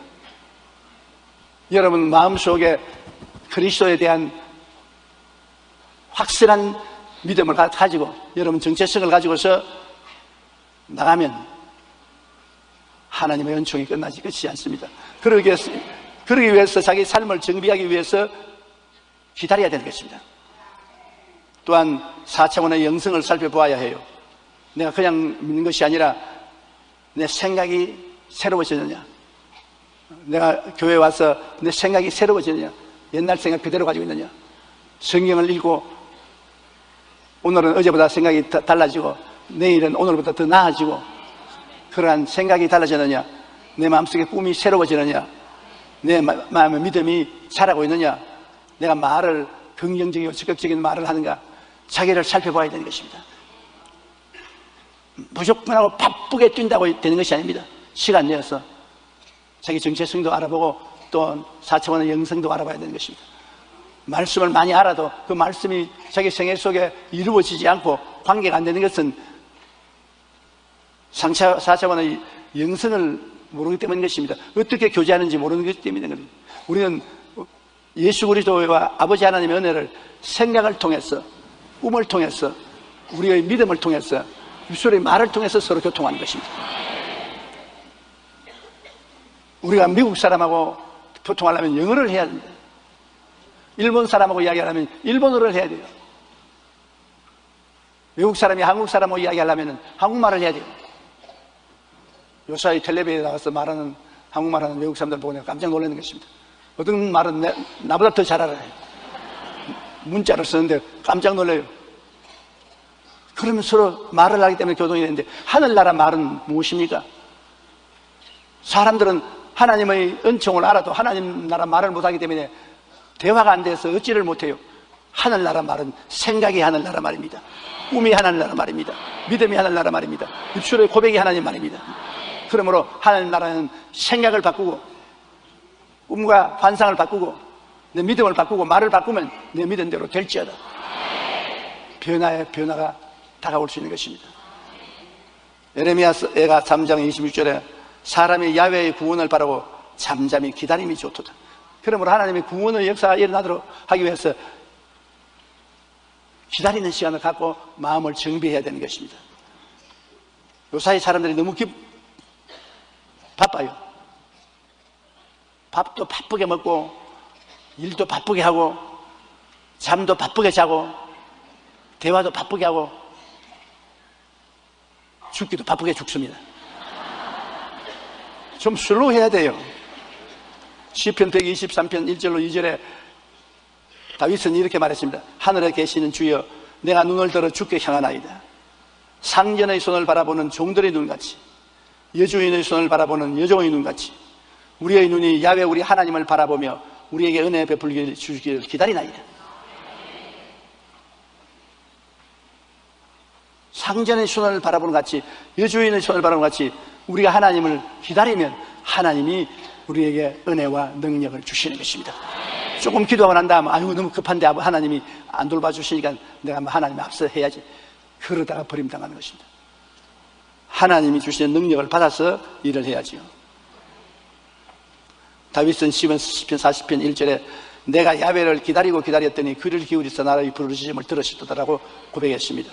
이처럼 영적으로 성숙한 신앙인은 하나님을 기다리고 또 기다린다. 조금 기다렸다고 기다린 거 아닙니다. 기다리고 또 기다린다. 게리 토마스는 초대교회에서는 인내와 기다림이 그리스도의 제자라는 증명이었다고 했습니다. 하나님 부르심을 받았다는 것은 기다리라고 명령받은 것과 같은 의미였다고 설명했습니다. 그러므로 초대교회는 하나님의 종, 하나님을 기다리는 사람, 이 고리가 된 것입니다. 하나님의 종은 하나님의 명령을 듣지 않고는 움직이지 아니하는 하나님을 기다리는 사람이 하나님의 종이었습니다. 요사이는 전부 주인이 돼서 기다리지 않고 지 마음대로 행합니다. 그게 큰일인 것입니다. 우리는 또다시 마음이 깨어져서 하나님의 음성을 들을 수 있어야 되는 것입니다. 하나님의 약속을 이루기 위해 우리가 반드시 가져야 할 자세가 기다리는 것입니다. 베드로후서 3장 9절에 주의 약속은 어떤 이들이 더디다고 생각하는 것 같이 더딘 것이 아니요 오직 하나님께서 너희를 대하여 참으사 아무도 멸망하지 아니하고 다 회개에 이르기를 원하시느니라. 우리는 너무 하나님 늦게 대답한다, 너무 늦게 응답한다지만 하나님 계획이 다 계셔요. 우리는 잠잠히 기다리며 생각과 꿈과 믿음과 말의 4차원의 영성으로 우리의 삶을 정비하고 하나님이 언제 찾아오실지라도 그것을 모시들을 준비가 되어야 되는 것입니다. 그 다음 또 하나님을 기다린다는 것은 하나님의 절대 주권에 순복하기 위해서 기다리는 것입니다. 계급이 낮은 사람이 계급 높은 사람을 기다리는 것입니다. 계급이 낮은 사람이 계급 높은 사람보다 앞서서 나가고 마음대로 행하면 계급장이 떨어지는 것입니다. 하나님과 동등 혹은 앞서가려는 사람들이 많습니다. 그건 기다리지 않고 나가는 사람들인 것입니다. 하나님이 분위를 무시한 것입니다. 바벨탑의 사람들은 바로 그런 사람입니다. 노아의 홍수 이후에 살아남은 사람들이 우리가 탑을 쌓아 하늘 꼭대기에 닿게 하고 하나님과 동등하게 탑을 세우고 흩어짐을 면하자. 하나님이 지상에 흩어져서 살아도 우리 그것을 면하자고 말했던 것입니다. 그래서 하나님이 그들을 괘씸히 여기서 내려와 보시고 언어를 혼잡게 하며 그들은 바벨탑을 짓다가 못 짓고 말하는 것입니다. 기다리지 않았었어요. 노아 홍수의 후에 그들이 나아갈 때 하나님의 지시를 받고 지구에 하나님이 원하시는 곳에 흩어져 살아야 되겠는데 흩어져 살지 않고 니무롯이라는 영웅이 생겨나자 그를 중심으로 해서 나라를 세우고 탑을 지어 하나님 보좌에까지 올라가게 하고 홍수가 다시 와도 움직도 안 나도 우리 사람 중심으로 살자, 그와 같은 계획을 세웠다가 망하고 마는 것입니다. 성경에 우시아 왕도 왕하 중에 우시아 왕은 대단한 왕입니다. 외국과 싸워 이기고 나라를 부강케 한 나라로서 금은이 풍부하고 아주 부귀한 나라가 되었습니다. 그러자 그 마음에 교만함이 들어왔습니다. 아니, 내가 임금 노릇만 하고 뭐냐, 내가 제사장 노릇도 하지. 나 임금 노릇도 하고 성전에 들어가서 하나님께 제물 드리는 제사장 노릇도 다 내가 하지 뭐 다른 사람 시킬 거느냐. 교만해졌습니다.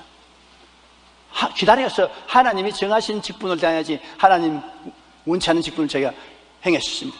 성전에 들어가서 제사장 내놓고 하나님께 향을 피워드립니다. 제사장이 놀라서 젊은 제사장들과 함께 들어가서 임금님을 붙잡아 끄집어냈어요.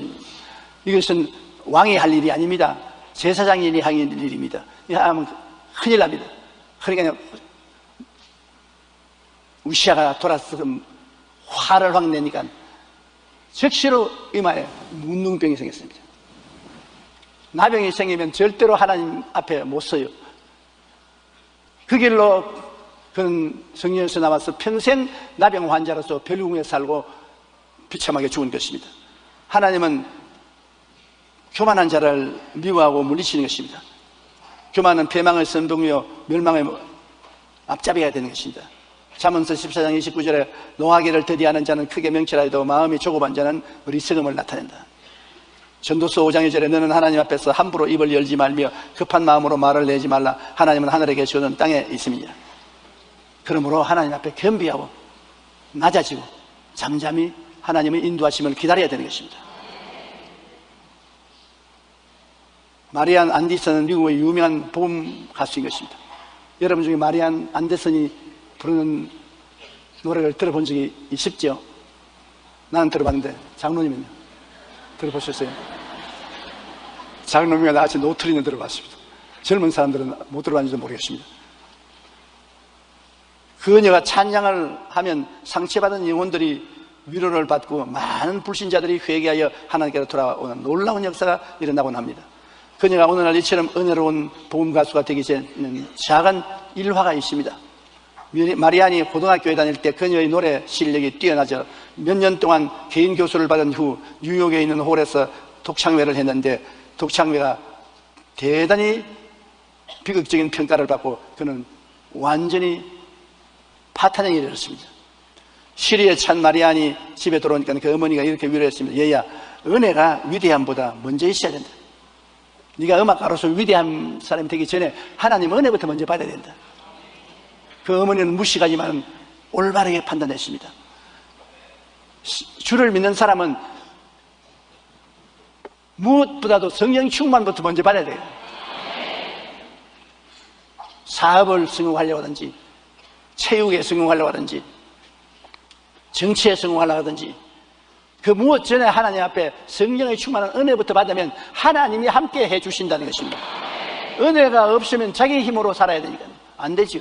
은혜가 있으면 하나님의 힘으로 되는 거죠. 이 어머니 말 한마디에 그는 변화되었었어요. 그 후에 그녀는 정말 열심히 기도해서 하나님의 성령의 충만함을 받고 하나님의 성령의 충만한 가운데서 노래를 부르니까 일량의 미국과 세계를 감동시키는 가수가 된 것입니다. 우리는 늘 하나님의 은혜를 잊지 말고 하나님 절대 주권에 순복하기 위하여 잠잠히 기다릴 줄 알아야 하는 것입니다. 내 생각과 내 힘으로 믿고 나아가기 전에 먼저 하나님의 뜻을 기다려야 합니다. 우리가 잠잠히 기다릴 때 하나님께서는 절대 주권적인 뜻을 깨우쳐 주시는 것입니다. 그러면 우리가 그의 뜻을 순종하면 됩니다. 우리가 하나님의 절대 주권에 순복할 때 하나님께서는 우리의 삶을 영혼이 잘됨 같이 범사에 잘되며 강건하고 생명의 어릴 때 풍성에 얻는 길로 이끌어 가시는 것입니다. 우리의 삶을 복되게 만들어주는 근본의 능력은 하나님께 있는 것입니다. 그러므로 우리가 하나님이 우리를 이끌어 갈 때까지 잠잠하게 기다려야 되는 것입니다. 성급하게 나타서는 안 되는 것입니다. 미국의 유명한 부흥사였던 무디 목사님은 어느 날 교인 중에 한 사람이 양조장을 크게 지었어요. 술 만드는 큰 공장을 지어서 그것을 하나님께 헌당하겠다고 많은 주변의 목사들을 부르고 장로들을 또 지위에 있는 사람을 불러서 납성식을 했습니다. 그 마지막 축도 시간에 D.L. 무디 목사 자기 교회 본교회 목사에게 축도를 해달라고 부탁했습니다. 그런데 목사들마다 양조장에 와서 축복을 했습니다. 훌륭한 양조장을 경영해서 돈을 많이 벌으라고. 그래 이제 무디 목사가 축도할 차례가 왔는데 무디 목사가 기도를 하기를 하나님 이 양조장이 오늘 예배를 드리고 내일부터 문을 열게 됩니다. 그러나 이 양조장 문이 열리지 않게 하여 주옵소서. 기가 막히죠. 이 문을 열면 엄청난 술이 생산되어 수많은 청소년들이 술을 마시고 타락하게 될 것입니다. 또 수많은 어른들도 술을 마시고 취하여 제정신이 아닐 것입니다.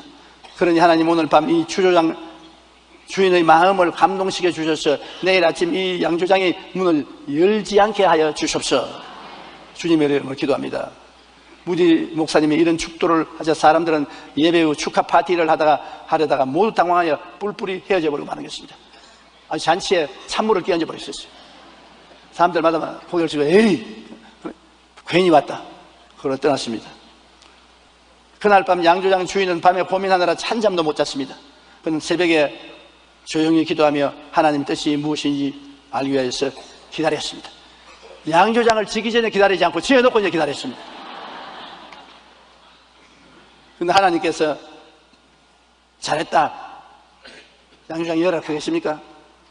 그때 하나님의 감동이 그에게 물결치듯이 다가옵니다. 그는 양조장 문을 열지 말라. 양조장을 하지 마라. 그런 하나님의 말씀이 마음속에 들어왔습니다. 그래서 그는 그 이튿날 그 건물을 무디 목사님에게 바쳤습니다. 교회에서 사용하십시오. 무디 목사님은 이 양조장을 무디 신학교가 되게 해서 수많은 교역자와 전도자를 배출시키고 기독교 부흥에 큰 도움을 가져오게 된 것입니다. 세상 술을 만날 공장을 하늘나라 술 공장으로 만들게 된 것입니다. 그게 하나님 앞에 기다릴 때 그런 큰 다른 점이 다가오는 것입니다.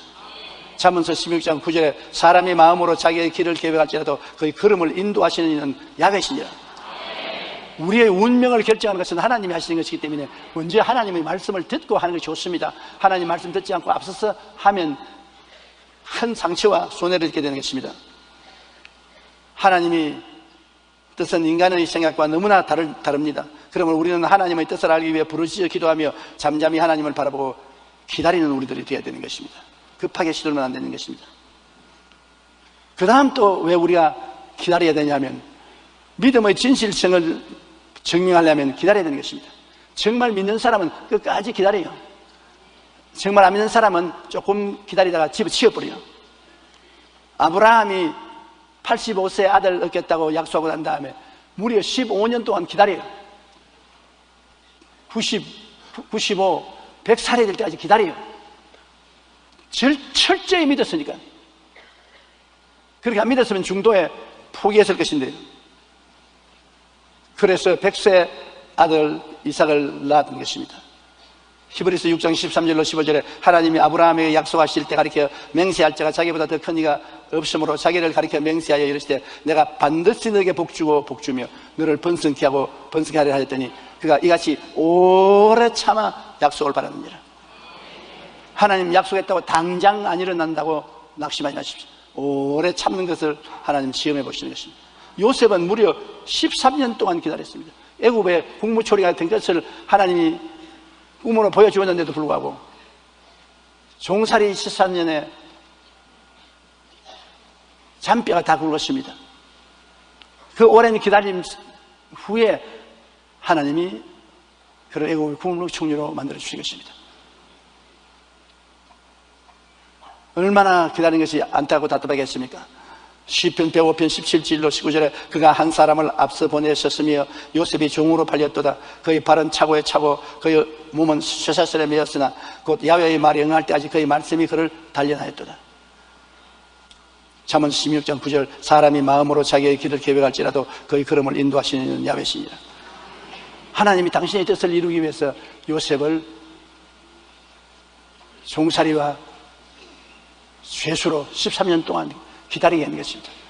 하나님의 말씀이 그를 연단했다고 말한 것입니다. 사람은 누구나 자신이 처한 환경에서 여러 가지 고난을 겪으며 살아갑니다. 학자들에 의하면 사람이 어려운 일을 당할 때 나타나는 반응은 6가지 형태로 구분된다고 말합니다. 고난이 다가오면 첫째 기피 또는 은둔형입니다. 어려움이 오면 도망치고 회피하려는 태도인 것입니다. 둘째는 절망 또는 자학형인 것입니다. 고난이 처할 때 스스로 절망하여 자살까지 쉽게 해버리고 맙니다. 셋째는 책임 전가형입니다. 언제나 잘못의 원인을 남의 탓으로 돌리고 자기는 책임이 없다고 말합니다. 넷째는 원망 혹은 분노형인 것입니다. 고난이 다가오면 남을 원망하고 마음에 분노가 쌓여 혈기를 부리는 태도인 것입니다. 다섯째는 전투형입니다. 어려움이 오면 무턱대고 싸우려고 들며 폭력을 행사하는 것입니다. 여섯째 성숙형입니다. 고난에 처하면 원망하거나 절망하지도 않고 분노로 공격적이 되지도 않고 고난 중에 무슨 뜻이 있을 것이라 생각하며 참고 기다리는 태도인 것입니다. 이렇게 사람은 고난을 만나면 여러 가지 다른 반응을 나타낸다고 하는 것입니다. 제일 고난당했을 때 올바른 반응을 하는 것은 하나님이 무슨 뜻이 있을 것이다. 나는 모르겠지만은 하나님이 이 고난을 내게 보낼 때는 무슨 뜻이 있을 것이니 하나님의 뜻을 기다리자. 미리 나가서 하나님 뜻을 흥크러지게 하지 말고 기다리자. 어거스틴은 고통은 누구나 동일하게 당하는 것이지만 그에 대한 결과는 그 고통을 당하는 사람의 태도에 따라 다르다고 말하는 것입니다. 하나님께로서 온 시련임으로 하나님의 뜻을 기다리려고 하는 사람은 차분하게 기다리며 고통을 받아들이고 극복합니다. 그러지 못하고 성급하게 내 힘으로 나가서 대적하다 싸움을 일으키고 상처를 입고 무서운 파괴를 당할 때 있습니다. 성경을 통해 보면 믿음의 사람으로 신앙의 모범을 보인 인물은 공통점이 모두 참고 기다림으로 승리한 사람들인 것입니다. 우리가 정말 참된 믿음은 우리 안에 가지고 있다면 어떤 상황에 이를지라도 하나님께 우리 믿음의 진실성을 증명하기 위해 끝까지 참고 기다려야 되는 것입니다. 내 힘으로 문제를 해결하려고 하지 말고 하나님의 뜻이 있어서 나를 연단하는 것이다.